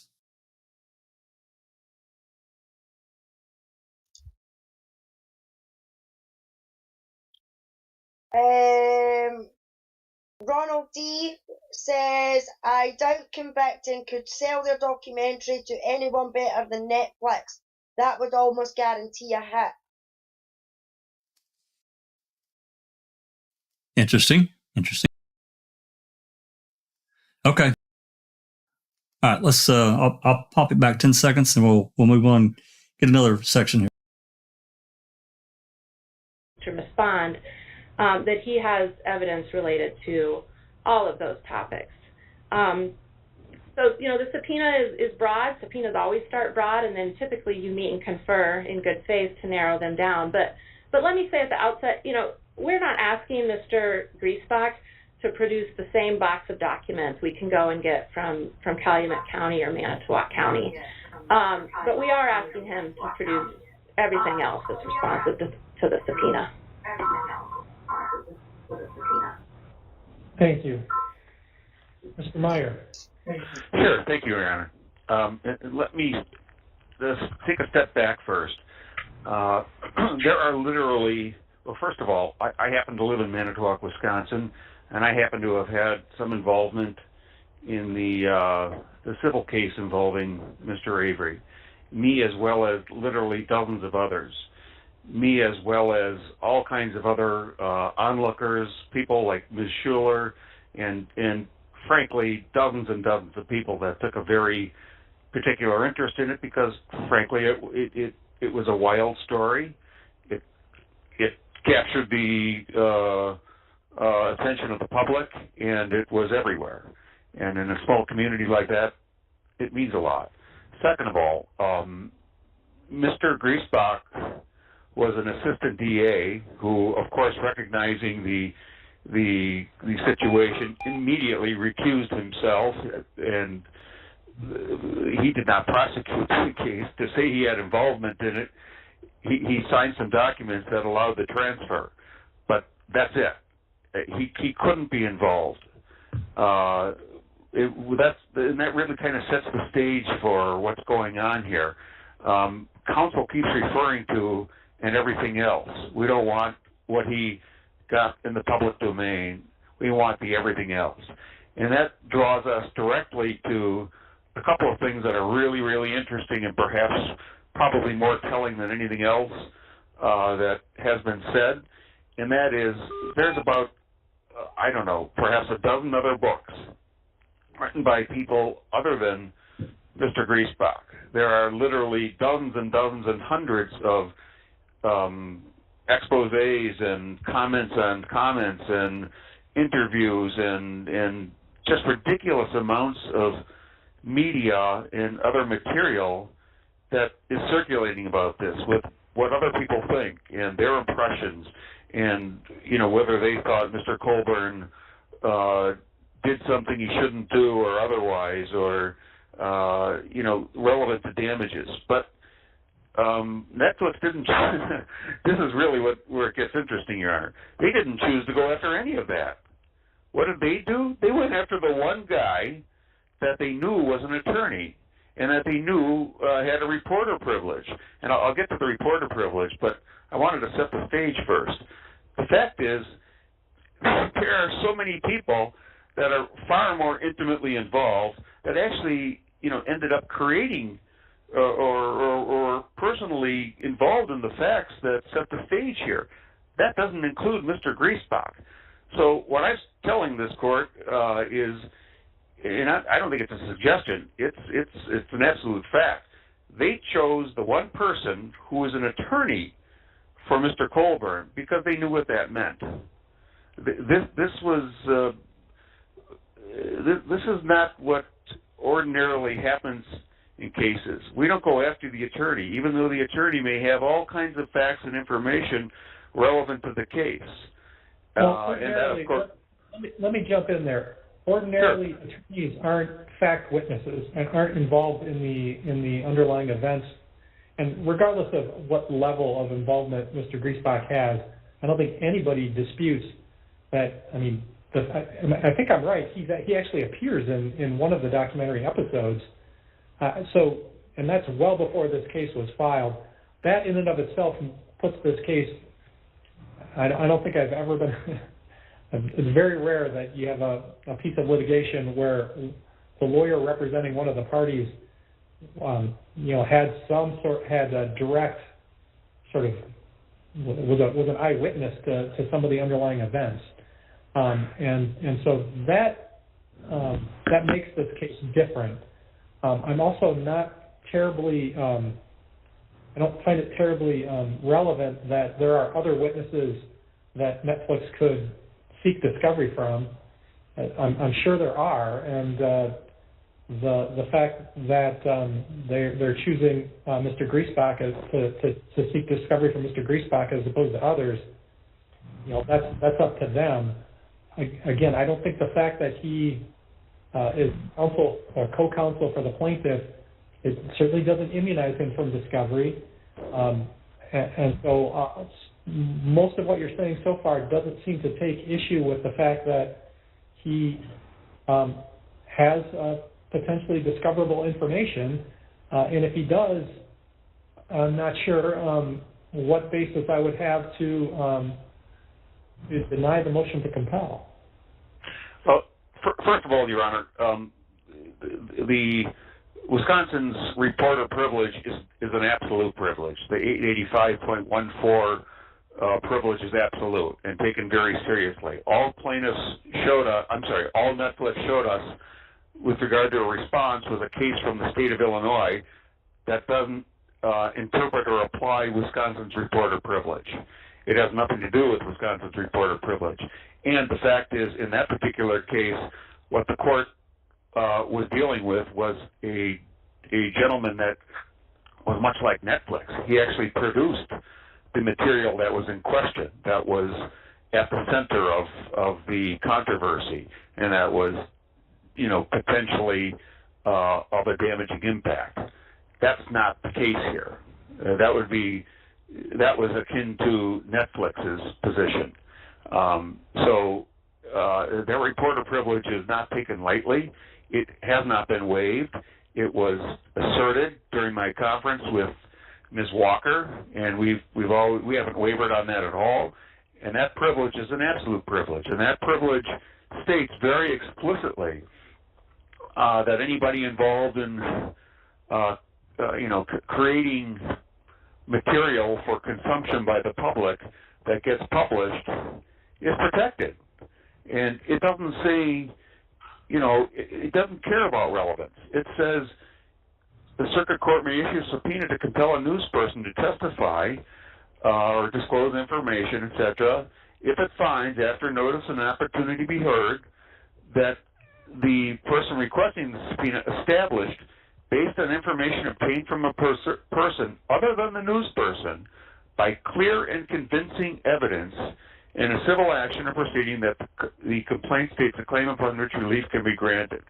And the court must find all of the factors outlined in 8.14c, that subsection. It then includes, the court must determine that the news, information, or identity of the source is highly relevant to the investigation, prosecution, action, or proceeding, that the news, information, or identity of the source is necessary to the maintenance of a party's claim, defense, or to the proof of an issue material to the investigation. The news, information, or identity of the source is not obtainable from any alternative source for the investigation, prosecution, action, or proceeding, and that there is an overriding public interest in the disclosure of this news, information, or identity of the source. We have to find the court has to find all of these four things, and there has to be clear and convincing evidence provided by the requestor. That hasn't even been addressed by Netflix. They haven't even attempted to provide clear or convincing evidence because they don't have it. And they know that, because Mr. Griesbach is like so many other onlookers. He did not partake in the arrest of Mr. Avery or prosecution of Mr. Avery or any of these things. He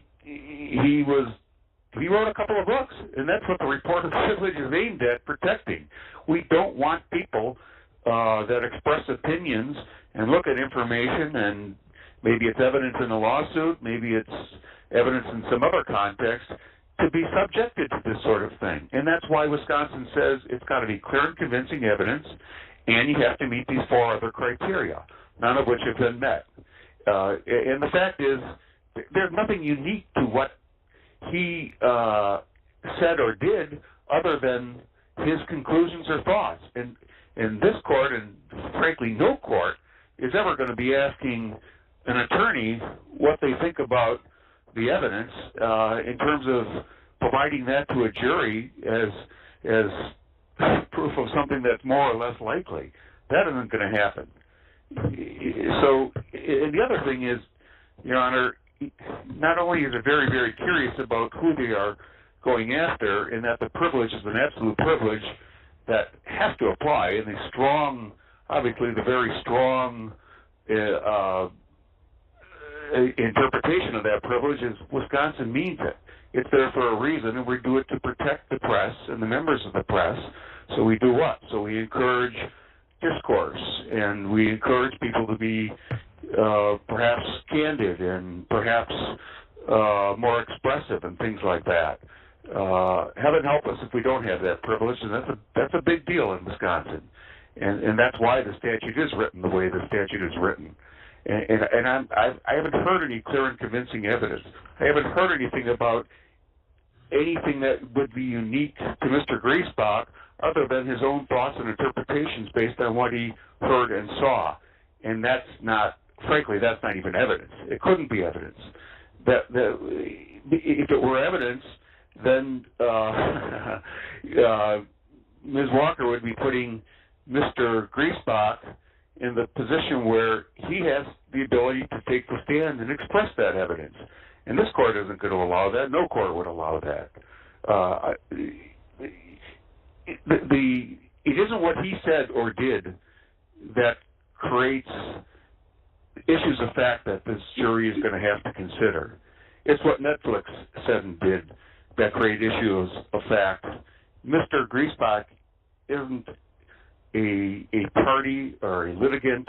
He is an attorney representing a party. And he also happens to have had a role as a reporter, something he took on voluntarily, obviously, because of his interest, but not because he had any unique access. Like myself and like so many other people in this community, including the judge, the juries, the witnesses, the attorneys involved in that underlying case, he had access to all this public information and what people thought of it. And the thought that by asking somebody, well, what did you think of it, that creates evidence is pretty hard to understand. But that's really what we're hearing. There's this, what they're really trying to do is create this smoke or haze that, boy, there must be some fire underlying there. Well, there isn't. The guy didn't get involved in the criminal case. He couldn't. He did everything he could to distance himself from it because he had to. But anyway, that's kind of, that's not directly correlated to the reporter privilege. The reporter privilege stands on its own. And it, frankly, that case from Illinois that counsel cites only reinforces the sacrosanct nature of that reporter privilege. It's an interpretation and application of Illinois statute, which is different from Wisconsin, but what it really stands for is that producer of that movie, which is akin to Netflix and the other defendants, yeah, they have information that would be relevant and obviously should be disclosed. But that's not Mr. Griesbach. And frankly, Wisconsin's law is not Illinois' law. So I think with that statement, Your Honor, I'm not sure I have much more to offer, but I sure hope that the reporter privilege is intact. I understand Ms. Schuller is also doing likewise, but I cannot speak for her. I don't represent her, and I don't know what communications or she had with Ms. Walker. I'm not privy to that, nor would I expect to be. But the reporter privilege that's a big deal. And thankfully it's there, or we would have people in the press becoming targets. And that's exactly what Netflix is trying to do here. It's trying to deflect away from its own behavior, which is at issue here, and involve, I think they thought it was pretty neat that they could get the attorney to have to be subpoenaed as a witness or documents subpoenaed without regard to that reporter privilege and not taking it into account. And first they were trying to tell us it was waived. Now they're not even addressing it, or they address it by giving us this case from the state of Illinois that not the same law and is quite distinguishable and frankly supports Mr. Griesbach's position. Thank you. So I'm looking at the initial written objection to there was an initial written objection to the subpoena. Looks like yes. It's dated. Yeah, and then we spoke. Before? I'm sorry, and then we spoke, Your Honor. That's all I said. My apologies. Yeah, so February 24th, but the reporter privilege is not raised in that document. You raised it subsequently in a meet and confer call. Is that correct? Yes, that's correct, Your Honor.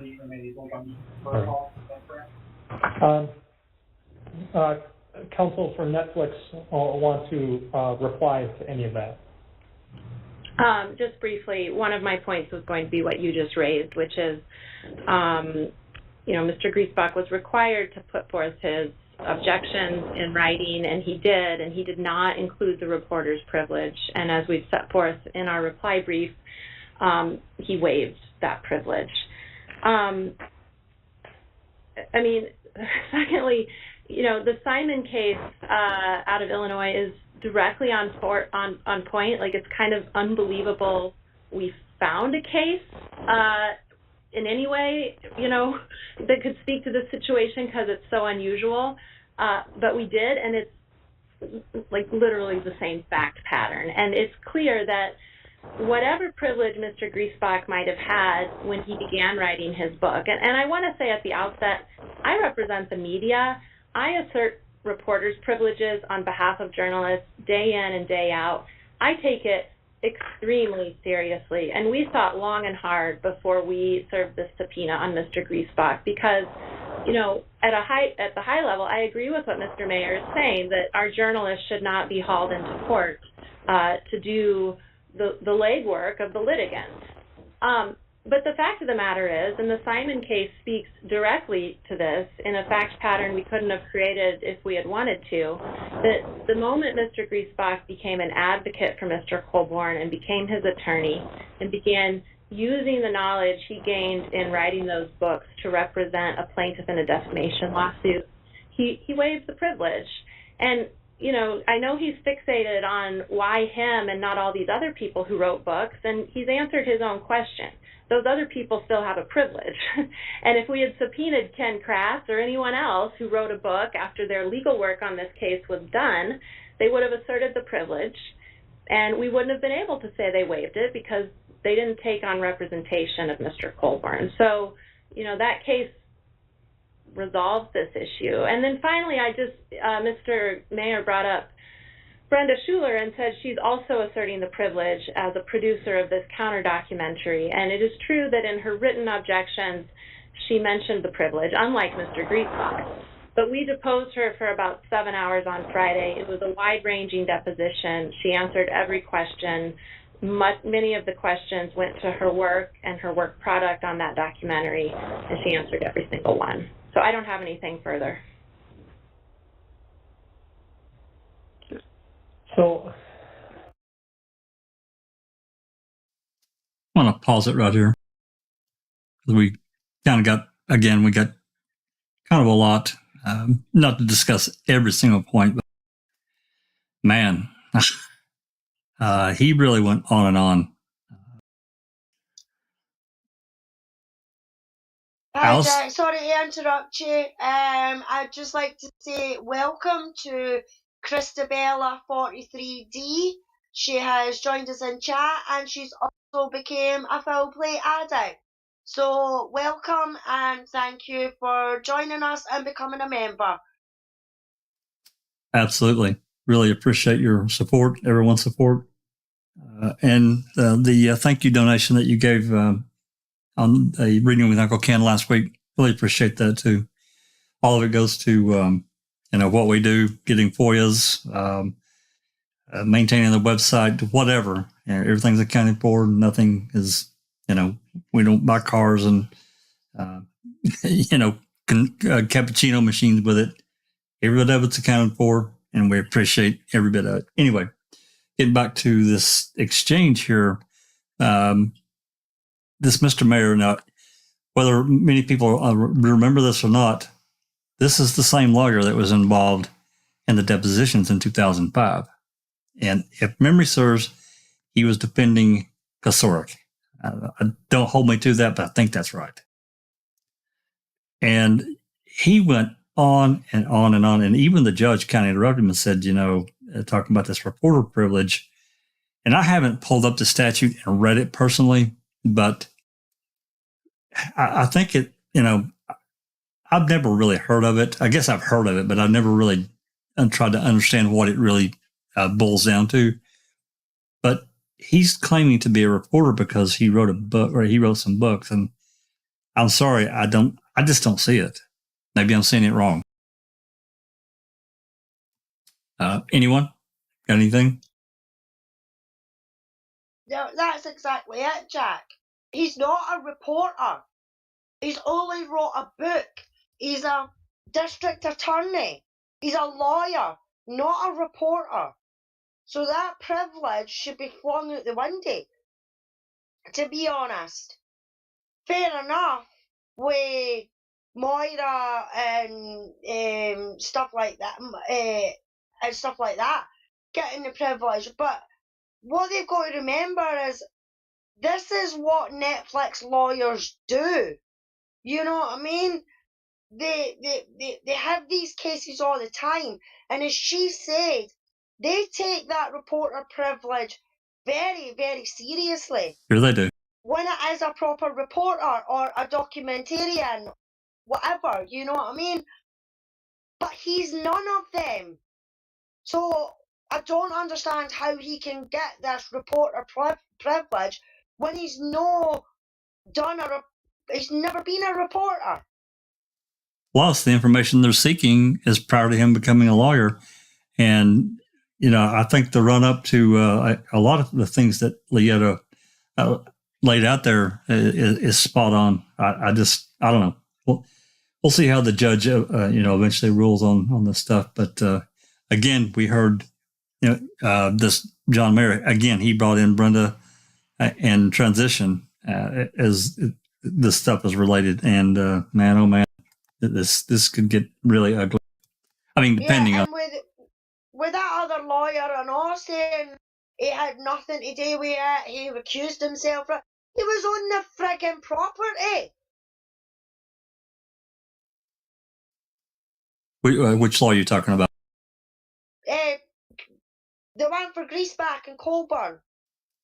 He said that he had nothing to do with it, and he wasn't the one that arrested him, and wasn't the one that done that. Oh, you're talking about Griesbach? Yeah. I mean, he really wasn't involved. He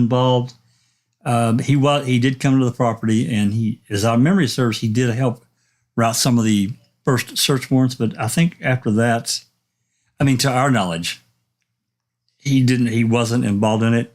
But I put a pin in that. Yeah, I mean, it's bloody nonsense, and I hope the judge doesn't grant it. Want to hand over everything. Hand over everything. I agree.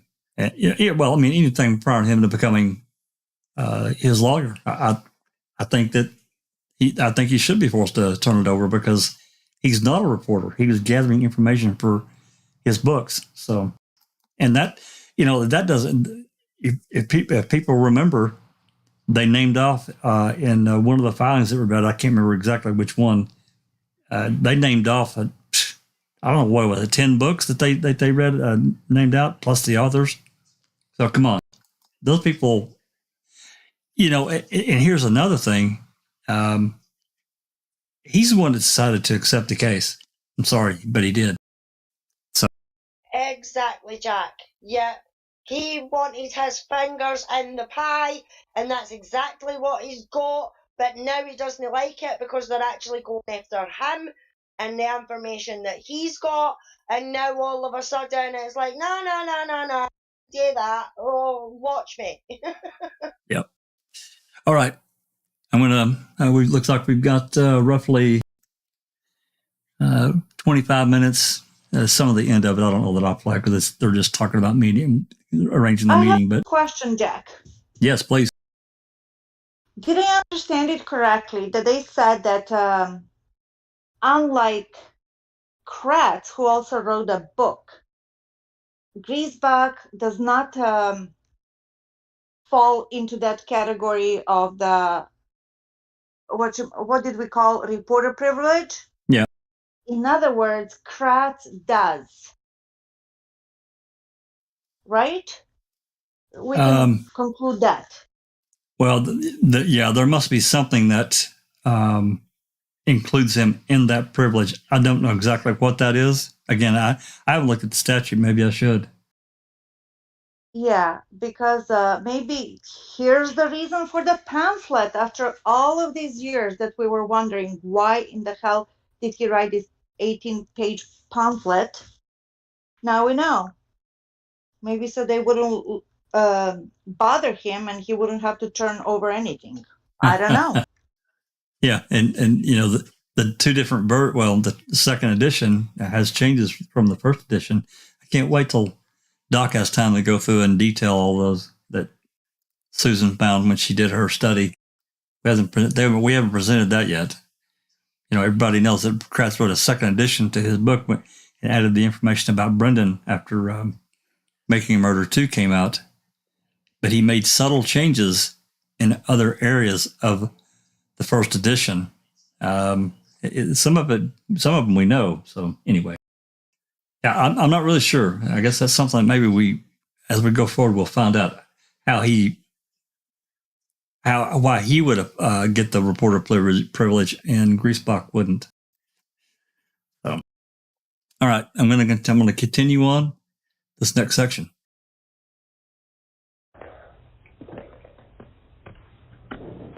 Obviously the Simon case involved involved Illinois law, and I'm not terribly familiar with Illinois' reporter privilege statute.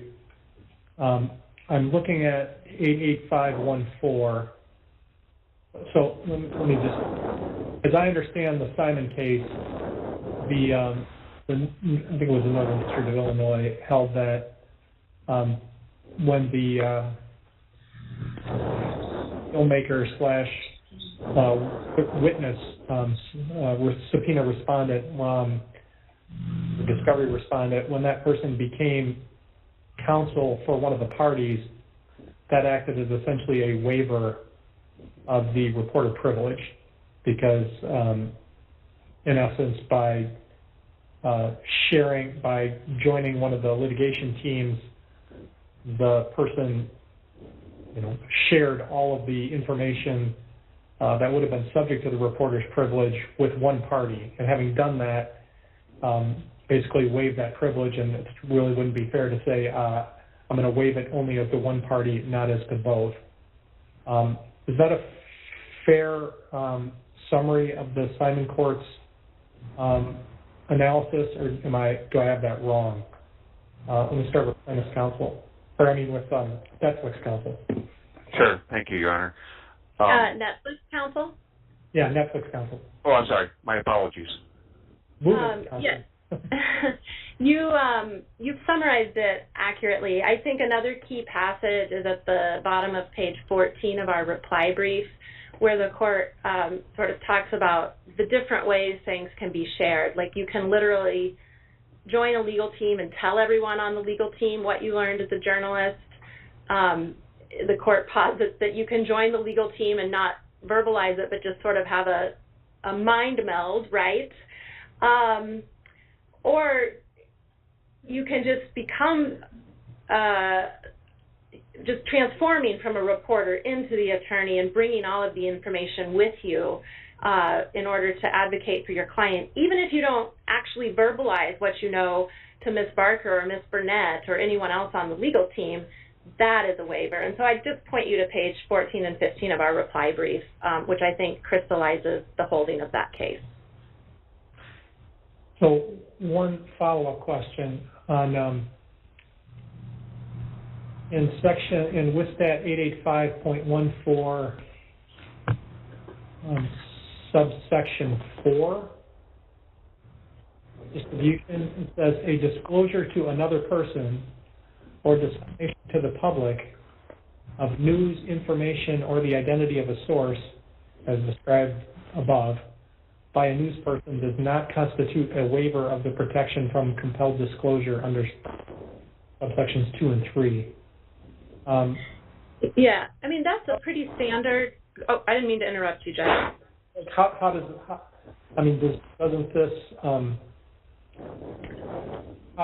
that, I could see how one would argue that subsection covers Mr. Griesbach here and prevents a waiver from him having, if he's disclosed all the information that he has to another person, to Mr. Colborn, doesn't this provision say that does not constitute a waiver? It doesn't, and I can see why someone who doesn't deal with these kinds of statutes might read it that way. This is a pretty common sort of provision in a court privilege statute. And what this means is that a reporter can do an investigation and talk to confidential sources, and then he can actually publish a story about his investigation. And the story, of course, is public and, can be used in a court of law. But that just by virtue of publishing a story that is the culmination of his investigation, isn't a waiver of the unpublished information that was part of the investigation but didn't get included in the story. And so that's what this sub 4 is designed to guard against. It's designed to guard against a litigant who says, well, you did the investigation and then you published part of it in the newspaper, and so you've waived everything related to your investigation. Obviously, if that were true, the reporter's privilege would serve no purpose because reporters don't just investigate, they publish. But that sub 4 does not apply here. So that what you said makes total sense to me. Do you have any case law that supports that reading? So I don't believe there's been any published case law on the Wisconsin reporter's privilege. It's fairly new, but I'm happy to look at comparable statutes around the country and find case law and provide it if you'd like. Yeah, I think that would be helpful.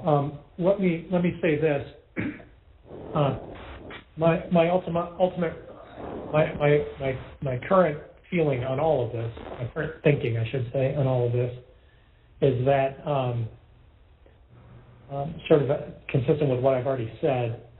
I think the fact that Mr. Griesbach was, observing the underlying facts well before this case was filed, and not just observing it like any other person living in Manitowoc County. He was much more active,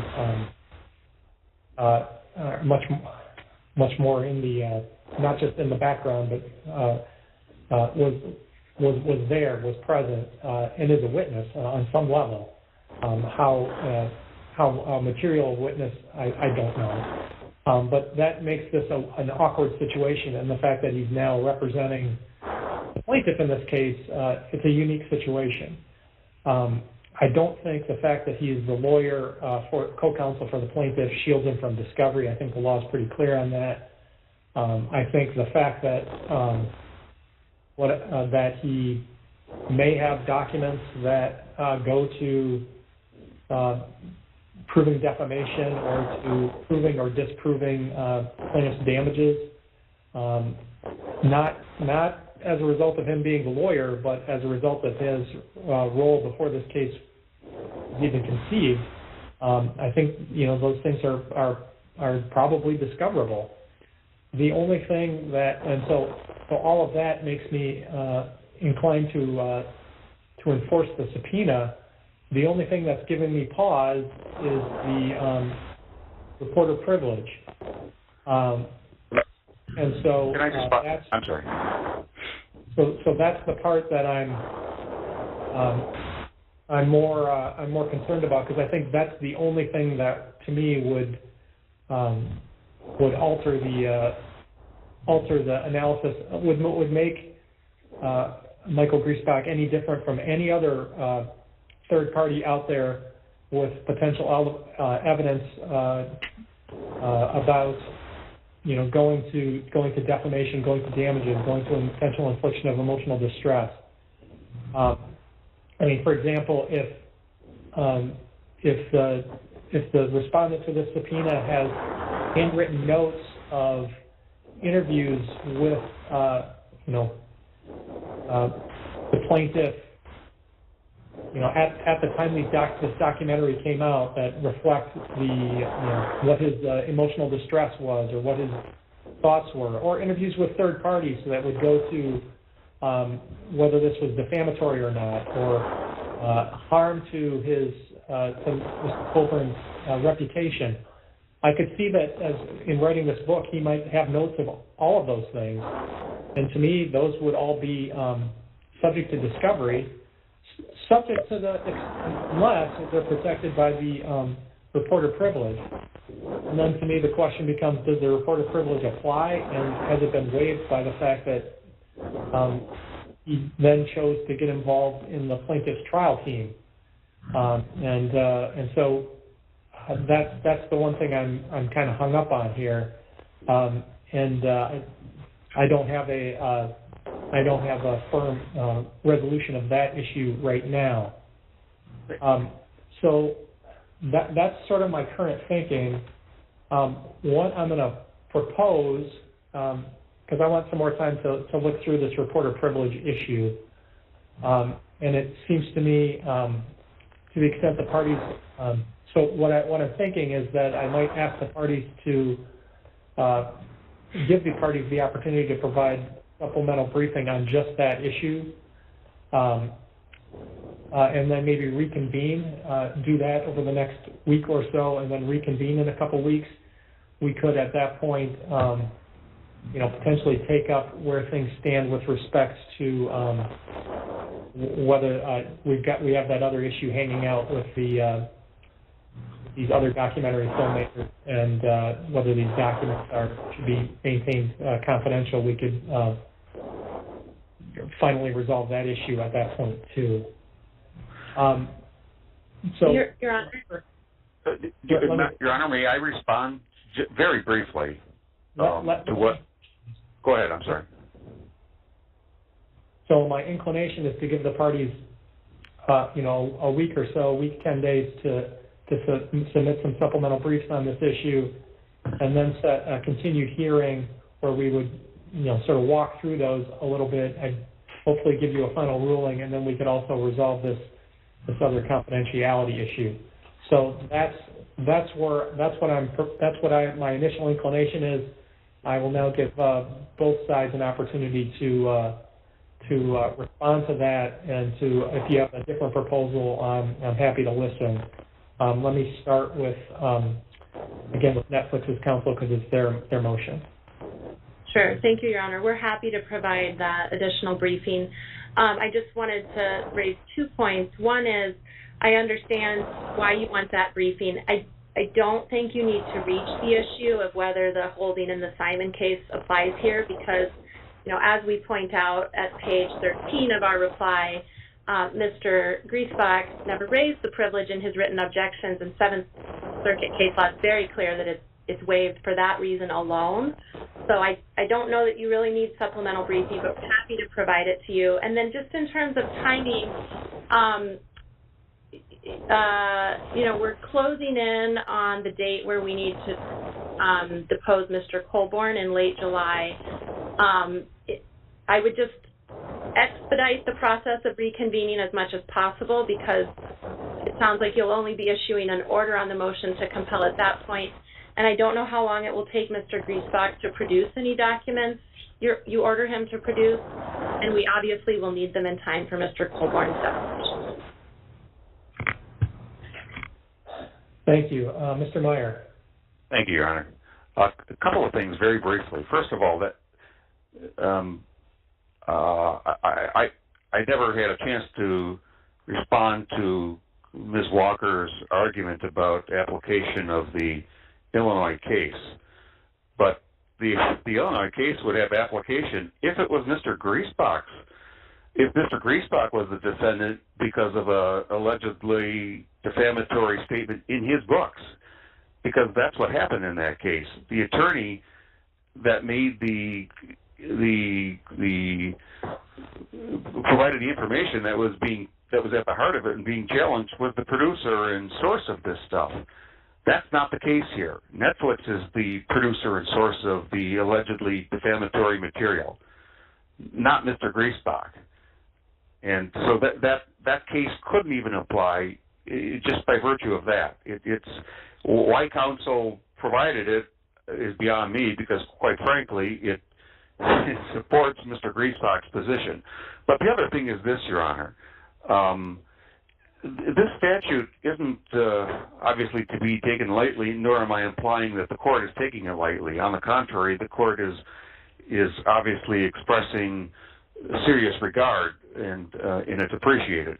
But I think what counsel is trying to do is claim there's some sort of waiver here, which I don't understand, because we wouldn't be talking about it if there was a waiver, and I'm not sure.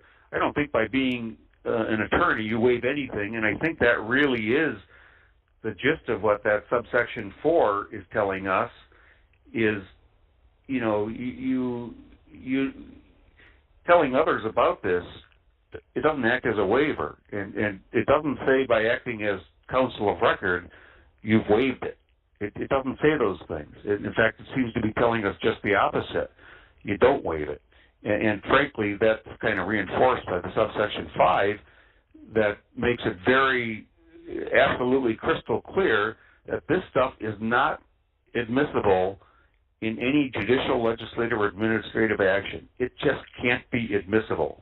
And that's for obvious reasons. So it's a really high bar, and that is why you have to, it's up to the person issuing the subpoena to satisfy those 4 criteria by clear and convincing evidence. That's not Mr. Griesbach's obligation. Once the privilege applies, because he is a reporter, and there's no question, they're not telling us he wasn't a reporter. He clearly was a reporter. He disseminated published information. He gets the benefit of this statute. It has nothing to do with his role as counsel or becoming counsel or, frankly, whether he was counsel or not counsel. That is just not a factor that 885.14 takes into account. And if it did, obviously it would be providing protection, because it seems to be very, very liberally construed and applied for obvious reasons. But anyway, the point is that this is Ms. Walker's burden and Netflix's burden to satisfy these 4 criteria by clear and convincing evidence. And I think the presumption is obviously that nothing is going to be compelled or produced from a person that is entitled to this privilege, who is a reporter. And what I'm hearing from Netflix is kind of a soft version of this, or interpretation of the statute, but the statute itself doesn't read that way, nor is it interpreted that way, or nor does it apply that way. And statements like, well, I deal with this all the time, so I know the law, well, that's a little disingenuous, Judge, because if you know this law and you deal with it all the time, you know how sacrosanct it is. And it is anything but light, or, it's not a nuisance as Netflix seems to be suggesting. It's a big deal. And I think the court is telling us, I want to be sure I'm applying this right, and I appreciate that opportunity. Thank you. All right, so let me do this. If I give the parties, I'm going to ask for simultaneous briefs on the application of the reporter privilege and any potential waiver of that privilege. If I give you until next Friday, June 3rd, it seems like you guys are both already on top of this issue. That's expedited, but I hope that you'd be able to get me something. And I'm really certain, and I really want it to be limited to this reporter privilege and its application here. Is that enough time? Can you guys get me simultaneous briefs by next Friday, June 3rd? Yes. Your Honor, I'm supposed to be out of town. Would it be possible to? I apologize. I didn't anticipate this, and that's obviously holiday weekend, and et cetera, et cetera.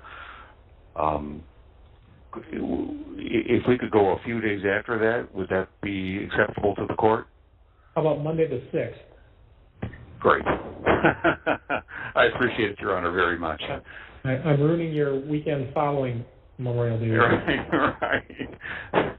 That one doesn't count, Judge. So why don't we do that? And then let's reconvene on, how about 2 weeks from today, on June 8th at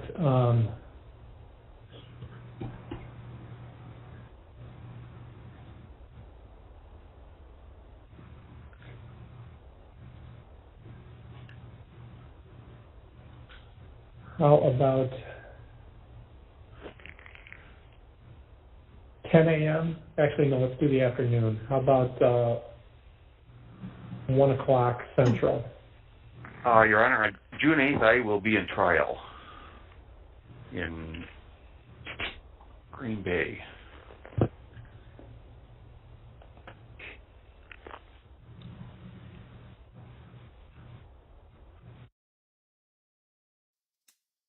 Yeah, I'm gonna stop it right here because really the rest of this there's 6 minutes left, and it's basically them arranging to meet, and it ultimately ends up whatever time. I think it's in the afternoon on June 14th. However, it doesn't preclude what's going to happen on June 8th and then the 9th. If they don't hear anything from transition and the third parties, whatever is in these messages that have been sealed so far, it's going to get revealed. So that's not that far away. He also, yep. Sorry, Sharee's put a link in the open mic text. It's about the reporter's privilege in Wisconsin. So could maybe link it to the video if anybody wants to go and search it, search themselves and have a wee look. I will. I'll actually drop the link in the chat.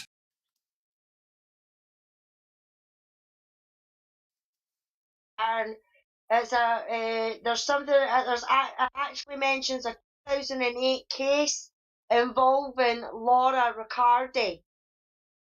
Oh, interesting. That Sharee's on it. She is on top of it. Yeah, okay. Interesting. I'll have to give this a read. So, yeah, the reporter privilege, I honestly had zero ever kind of touched on this. Always something new legally that comes our way. I did, as people have commented in the chat, there's a lot of waffling going on with this guy. He was really kind of all over the road, almost to the point of almost sound like begging, like, we don't need to do this. And the harder he fights on it, the more it tells me that there's something. If it's everything he's got is all publicly available anyway, what's the problem? What's the issue? And I don't think it's that way. I think there's more. I think there's something there.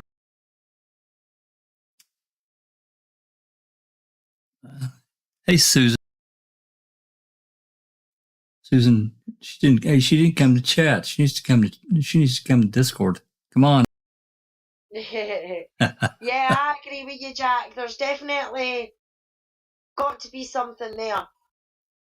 Yeah. But ultimately, this recording, I mean, as when I first heard it, I wasn't blown away, but I was kind of blown away because of this third party business and how sideways this can really get, depending on how the judge rules. Now, he may put a clamp on it, but I don't see him doing that the way he's talking. I just don't. It's, with circuit court and even to some degree, maybe even other courts that are lower, they will. But federal court, man, or the federal civil court, yeah, pretty much everything's open, as we've seen.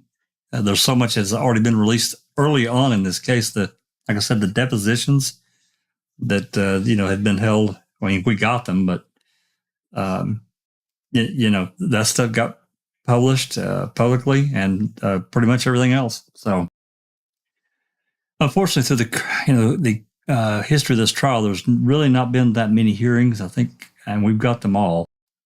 And Charee was able to get those for us, and we published every one of them. I think there was 5. And considering the length of this case, you would think there'd be more. This thing's been going on for forever. End of 2018, if I remember. Yeah, that's right. December of 2018 when this got filed. And here we are, basically the middle of 2022, and it's still just seemed like it's just beginning. I mean, there's still so much that's not done. So. Hey, Susan. Susan, join us in chat. I'm here. Hi, everybody. Oh, how was the birthday? The barbecue was fabulous for a 5-year-old. I'm so jelly. We had a pinata and everything. Oh, man. I'm That's just one. getting home, so I missed most of your open mic here. Well, I mean, it's you've seen the. I mean, you've had a chance to listen to the recording. I mean, we just basically broke it down, certain sections of it, and the implications thereof, especially for transition and third party liability, where that could go. Yeah. Got my TV off there. Sorry. Yeah, that's okay. And the judge. I don't know how much. Have you listened to the recording yet? I did. I listened to most of it. I think I fell asleep before it was all the way through. But yeah, I listened to quite a bit of it. Well, basically, there are roughly 4,000 text messages between Brenda Schuler and Andy Colborn that have been sealed. Right. They're going to be given a chance to argue to keep them sealed or whatever that has to be done by June 8th.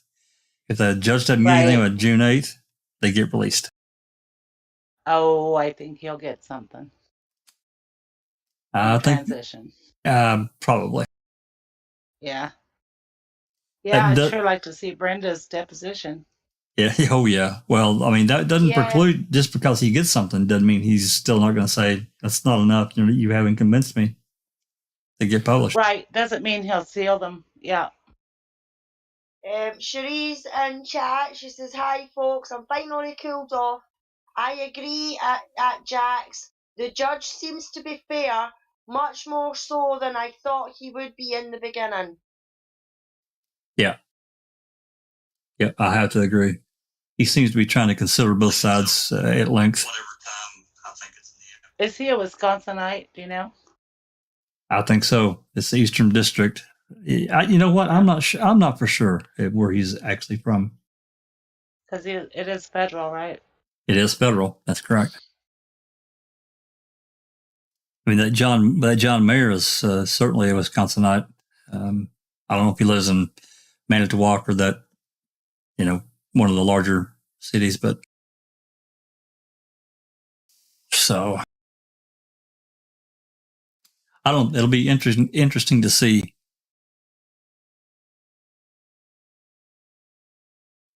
Be interesting to see. Is that the lawyer for Colborn that you're talking about? That's correct. And Griesbach. Well, he's actually. I mean, I'm not so much sure about Colborn, but he's definitely a lawyer for Griesbach. I thought he sounded awfully whiny. Oh yeah, he was weaving and bobbing that pretty hard.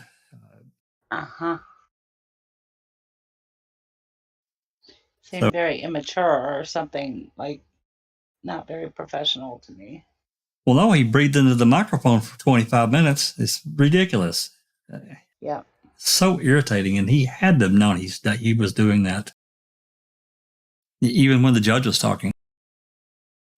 Yeah, Kansas Foxley. Hi, Kansas. Thanks for joining us in chat. Says, "Agree regarding something there, Jackson Alice. There's a reason for using Mayor again and why he's so exercised. I'd love to see his friends list." Yeah, that might be interesting. Yeah, I mean, he, other than just making objections, Susan probably remembers as many of the depositions. We haven't read them all, but put them all. I mean, I've read them all, but I can't remember specifically too much attributed to him in the depositions. But I know he gave a lot of objections and blah blah blah. Yeah. Yeah, I can't remember details like that, Jack. Gosh, it was months ago. We read some of those. Yeah, I remember Mr. Bascom and gosh, there's a couple more there that the names escape me, but I just remember seeing his name, listed as representing Casorca. I'm pretty sure it's Casorca, maybe even Manitowoc County. I can't remember for sure. It is interesting though that he's yet again involved in this whole affair. Well, just can't get away from him, can we? No. So anyway, well, if nobody's got anything else, that's pretty much all. I just wanted to get it out there so we could, kind of dissect it and get everybody's thoughts. Charee says the breathing was so loud at times. It was hard to hear. Yeah, it was hard to hear. I agree. I remember that now. Yeah.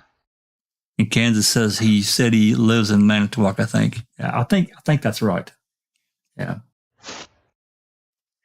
And, T1 brought up earlier about Kathleen and what she has up her sleeve, and even Kansas has discussed this a little bit. It's hard to say, this fervor, over the deaf and heard trial. Yeah, it's captured so many people, millions of people have watched this thing. And, if she's going to do something, maybe she is waiting for things to kind of cool off before she drops a bomb. I don't doubt that for a minute. Yeah, because there was so much focus on that trial. Yeah. And even she was really focused on it, obviously, from her tweet. So absolutely.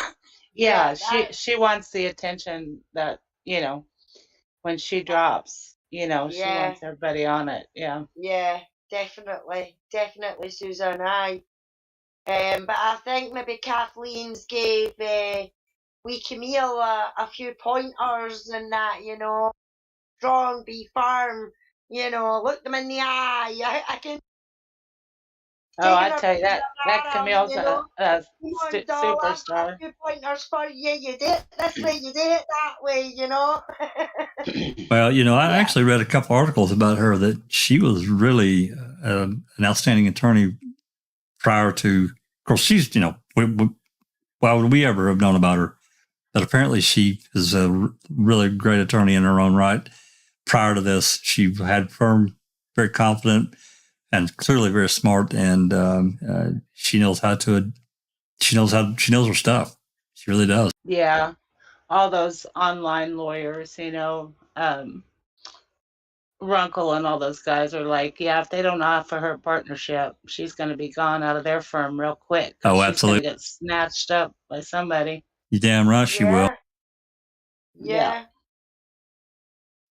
Yeah, it's hard to. The mainstream media has gone a bit daft now as well, because Emily D. Baker got more viewers watching her channel than any of the mainstream media channels that was actually streaming the content itself. Well, I'll tell you what, Law and Crime on the closing arguments had over 1 million people watching. Yeah. Yeah. I think it was a news that she's in. It was something on Twitter that I'd seen. That she actually got more viewers than some of the actual mainstream media channels that was watching, and they were like, we wonder why that is. Well, that's because they're getting full facts. They're getting it step by step. Real talk, exactly, Susan. Real talk. No bits missing there. None, just for one side or the other. They're telling the truth. That's why these law tubes have boosted in the last 6 weeks, because they're telling the truth, which the mainstream media doesn't do. They twist it to the narrative that they think is going to get more listeners and viewers. Well, they need to start taking notes out of these people's books, because that shit backfired. A hell of a lot more watchers. Yeah, that shit backfired. Yeah. Or they're just trying to be like politically correct, or I don't know. Well, see, I started watching it. I think I started watching it on Court TV to begin with, and they were all in Amber's tent. You know what I mean? It was Amber this and Amber that, and and the way they would speak about Johnny, it was like, and Johnny Depp, the abuser, and everything like that. And I was like, no, that's it. I'm not watching you, because that's not how you're supposed to report on this. You know what I mean? So no, they're creating a narrative when they do that. Yeah, right. Exactly, Jack. But that's just it, though. I mean, all these media sources and that have only went off of her say so. It's her words. You know what I mean? Yeah, kind of Yep. like law enforcement in the Stephen Avery case. Yeah, Yep. exactly, Susan. Yeah, exactly. Yeah, I think mainstream media, and I still see a few that they're trying to twist this differently than what it actually things came out at trial. I'm thinking to myself, you're just killing your own viewership when you do that. That's all you're doing. Yeah. That was like me, Jack. I just it was the telly was on in the background, and I can't remember what channel it was on now, but the telly was on in the background, and they reported on something to do with Amber, something that she'd done, said, or something like that. And I was like, I had to actually rewind the telly and be like, did I just fucking hear you say that? You know what I mean? And I rewound it, and they did say it, and it was in favour of her. But it wasn't like that at all. You know what I mean? If I hadn't been watching the trial with my own eyes. They twisted it.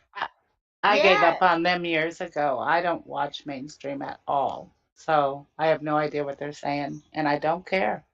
Yeah. Well, I mean, the only channel I get that I can get over here really for on normal TV sort of is through my Sky TV, and that's CNN. Because we used to have Fox as well, but Fox got banned. It got took off the air here years ago now. Christ, I think maybe about 4 or 5 years ago, if no longer. Oh my, wow. The only one that I get is CNN, and I do like CNN. I used to watch it a lot. Yeah. So the only other time I can get channels from America is online, on the internet or on YouTube. But they seem to be doing the same sort of thing, they twist it to their narrative and how they want to see it. And it's like, no, tell the people the truth, That's right. But then that's my own mainstream media over here as well. They twist the truth how they want it to be as well. So I'm so glad I've been watching it with my own eyes that I know what's happened in it, Yeah. Yeah, I watch very little mainstream media anymore. I mean, especially for the news. I just don't. I mean, there are a few that I trust reporter-wise, but very few. Really, very few. Yeah. Oh, and I would just like to say my thoughts and my prayers. I mean, well, I'm not religious, but thoughts and prayers and good vibes I'd like to send to the families in Texas with the school shooting that happened there. It's just, in my opinion, it's unnecessary. That didn't have to happen, I know yous have got your Second Amendment right and everything like that to carry guns, but something needs to be done about to make it harder for people to be able to get their hands on a gun. And that's, in my opinion. I mean, we had a school shooting here, Dunblane, it was called, back in the 90s, early 90s, and we had a full gun amnesty and everything like that, and people could go and hand their guns in anonymously and stuff like that. But guns aren't a big thing here, is what it is over there, So, and we haven't had another one since Dunblane, thank God. But I would just like to send my condolences out to anyone, because I know Nosy Wren lives in Texas and things like that. So I'd just like to send condolences out to the families in Texas who have been affected by that horrible, horrible shooting that's just happened on babies, because they're still babies in a sense. Yeah, it's gonna. I mean, personally, I think the situation's gonna blow up. Because there are other circumstances surrounding that whole thing that happened that are, I don't know how much you guys have read about it. I've read some and watched some things, and wow. seen there's criticism of how the police handled it. I haven't read much. I don't know a lot about it. I'm just Well, heartsick but for the basically, parents. yeah, but basically, a teacher left a security door open, and this kid, this 18-year-old kid, he had went and bought 2 assault rifles and 300 or 400 rounds of ammunition, and he got, I guess he climbed the fence and he saw that door open and he walked right in there.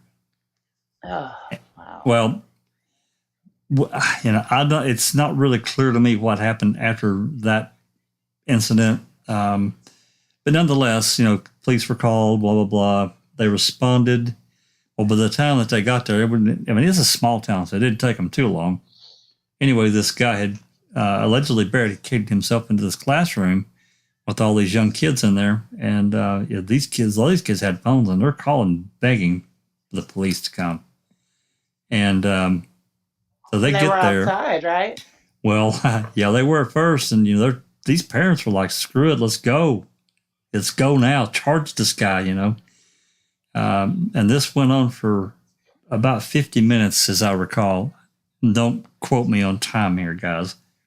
Anyway, they had called for more enforcement, and apparently when the Border Patrol agents got there, I think it was. I don't know.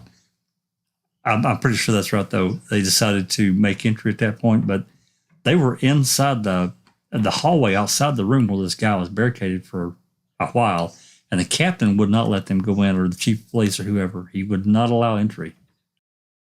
And at what point did the guy open fire? Well, he had already killed several at that point, and he was still continuing to kill during this time frame when they were out in the hall. That's the problem. That's what I'm saying. As I read it, that's why this is probably going to blow up pretty badly. Yeah, I heard something along Jack. It took them an hour before they breached the room where he was with these kids.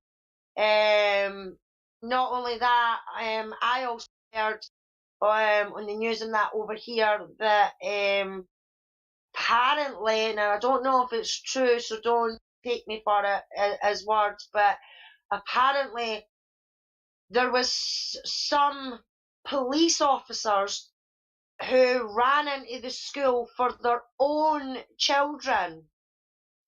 Oh, I don't know about their own children out. I haven't heard that. I do know I do know that one of the mothers, she got handcuffed, and I don't know, somehow she was able to get them to uncuff her. And anyway, she went around and scaled the fence and went in and got her children out. Wow. Yeah. It was bad when they had. I did see that the kid actually posted it on social media before he did it. Yeah. Yeah, that's right. He was talking to someone. I don't know who it was. You're right, though. It's tragic. I tell you, I don't have any little children in school now, but Gala does. Got 2, and it's absolutely. I mean, he's told me about the school that the youngest one is in, and literally they would have to pretty much have a stick of dynamite to get into the school, but because the third set of doors you have to go into are metal, they're solid, and but not all schools are like that, and I know it's strange for people that are not from here. It's having a gun or having access to a gun. To us, it's just like having access to whatever. It's just normal. But the Second Amendment to me, I'm older. I'll be 61 here in a few months, and Susan's she knows what I'm talking about. You. I'm your big sister. That's right. And this kind of thing, we were taught, life is sacred, and you don't point a gun at someone unless there's reason to do so and you intend to cause harm. You're taught these things. I was raised around guns. I don't really have any guns, but hell, even if I did, it's responsible gun ownership, and that's really where it has to come from.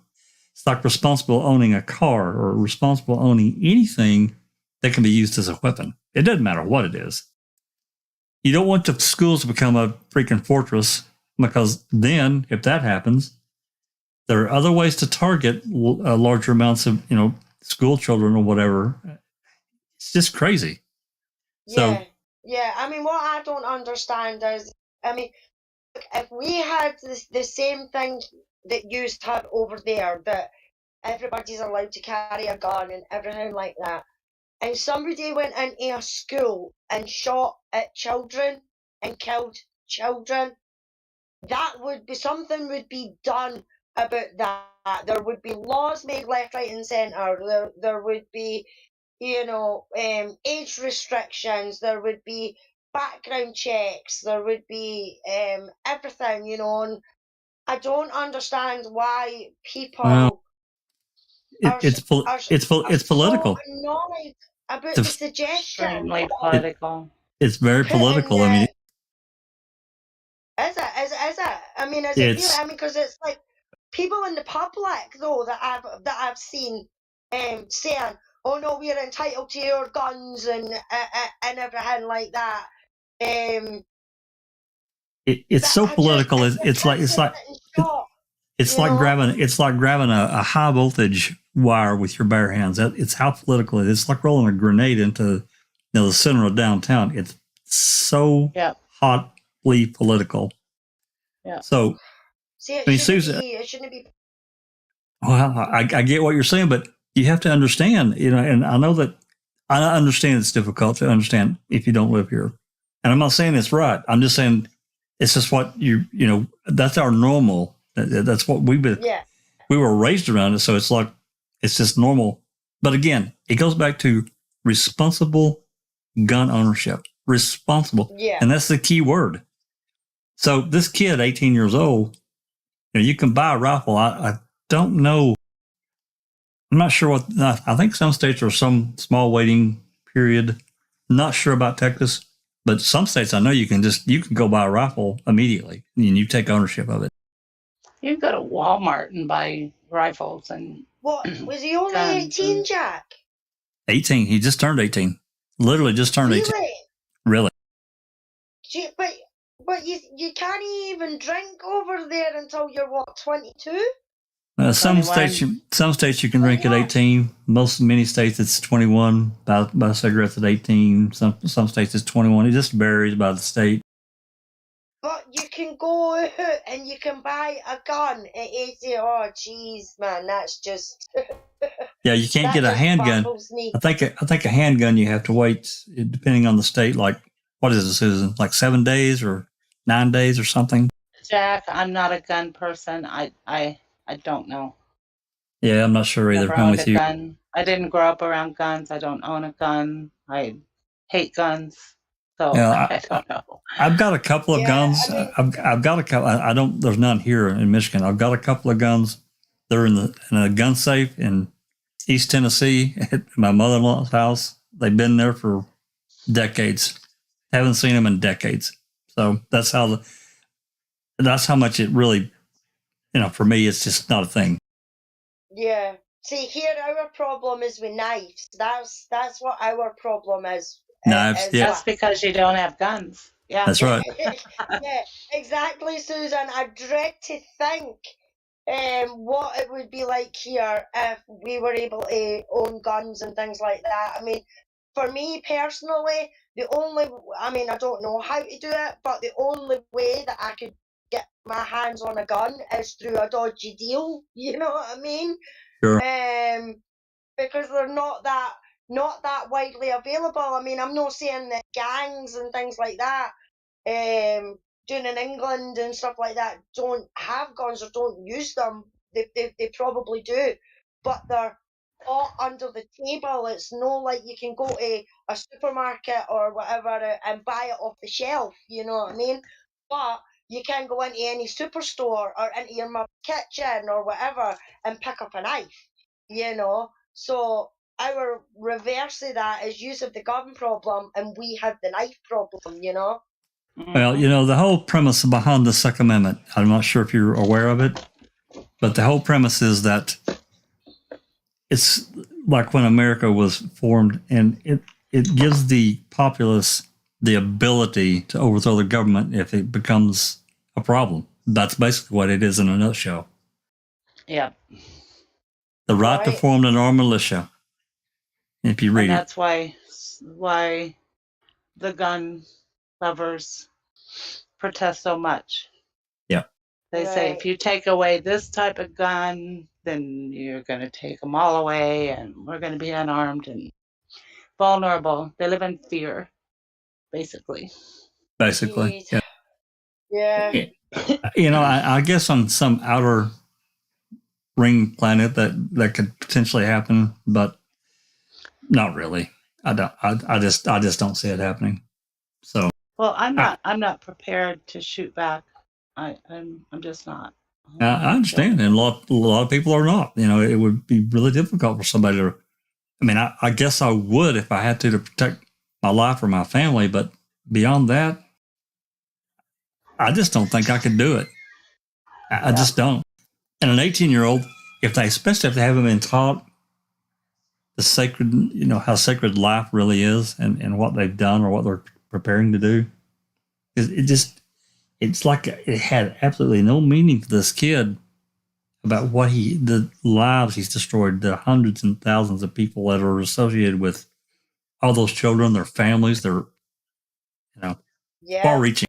It's far-reaching. Yeah, exactly. I mean, I think the only way that even shoot a gun is if the zombie, because I'd be trying to shoot all the bastards. Yeah, I mean, I've been target practicing. I've been hunting a little bit, not too much. Again, hunting was never. I mean, a lot of my friends went. You know, they're folks and stuff. But you know, yeah, I was really more of target practice. You know, shoot the target, shoot the cans. You know, that's really more my interest. And I always liked, you know, really specialty guns. They have kind of have an interest to me, only in an aesthetic standpoint, not in shooting it, you know. Yeah. I mean, I understand we like maybe farmers and hunters, you know, that go hunt rabbits or whatever. I mean, I don't agree with hunting and that anyway, but I do understand that sometimes farmers have got to protect their land, protect their property, things like that. That's fair enough. But no, if you're living in a city centre, something like that, you know, I just, as I say, I don't understand it. And because I don't live it, then it's easy for me to say, you know, these sort of things and that I don't understand it. But with yourself, having it and being brought up with it, it's just natural for you know. But when things like that happen with schools and things like that, you would think that they would all have, even everybody, the ones that are, you know, adamant about your amendment and everything like that, and your politicians would be like, right, no, this has went too far. There's too many kids that have done this. Something needs to be done. Some law of some sort needs to be brought in, i.e. whether it's you're not allowed to buy one until you're 25, your background checks have got to be done to make sure that there's no serious mental health issues and things like that. Maybe it's an idea, but if you're saying it's political, a lot of it is like a political sort of side, then I can completely understand why you've got the problem that you've got, you know what I mean? It's highly political, and it has been for, pretty much my entire life. I mean, when it really became an issue, you know, some of these more, I mean, until the last, I don't know, what is it, Susan? Probably the last 20 years, some of these more exotic, high-powered AR-15s, it really wasn't an issue until the 90s. That's really when it became more of an issue. Yeah, but Jack, that's, you know, more like 30 years. 25, 30. Yeah. Okay. Yeah, you told on me. I tried to sneak one in, but you're right. That's you're right. But time flies. It does. I'm telling you. But you know, again, I don't have a problem with a responsible gun owner because they're not going to kill anyone. They're not going to run down to wherever and shoot up a place. They're not. Yeah, that's okay. That's all right with me too. They want to defend their home and, you know, against intruders or whatever. Go deer hunting if they're going to eat. Deer hunting, I have no problem with that. Yeah. If you're going They're to eat what you kill. That's right. They're everywhere here. I'm sure there are where you're at too, Susan. Oh, yeah. Eddie's a deer hunter. We had a deer this year, and it was delicious. Oh, my gosh, it was so good. See, I couldn't do that because it'd be like shooting Bambi and Bambi's mom. Yeah. I tell you what. I couldn't shoot one either, Alice. Yeah. But I will eat it. Yeah. So, I mean, I don't know what the correct formula is. I'm not smart enough. It's going to take some real statesmen to figure this out and make it right. Yeah. I don't necessarily agree with that we need to be armed with AR-15s and these really heavy military type weapons, but that's my opinion. So, yeah, I tell you, it's a mess, and I really feel for that family. Oh, one more thing before we go. I did see a thing posted about all the school shootings this year so far in 2022 here. I think there was 15 on that list. This one just happened to, yeah, there's 15 on that list. Jesus, just for 2022? That's right. That's right. Oh my word. I'll see if I can find that list again. It's pretty long. No, see, that just boggles my mind, like that all the kids have died unnecessarily. You know, wow, man, 15, jeez, oh. Yep. Hey, Kay, there's Kay. Hey, is that Kay? Kit, the cat? Yes, Kay. The Yes, K. Right. Kick the cat, the KK cat. Yeah.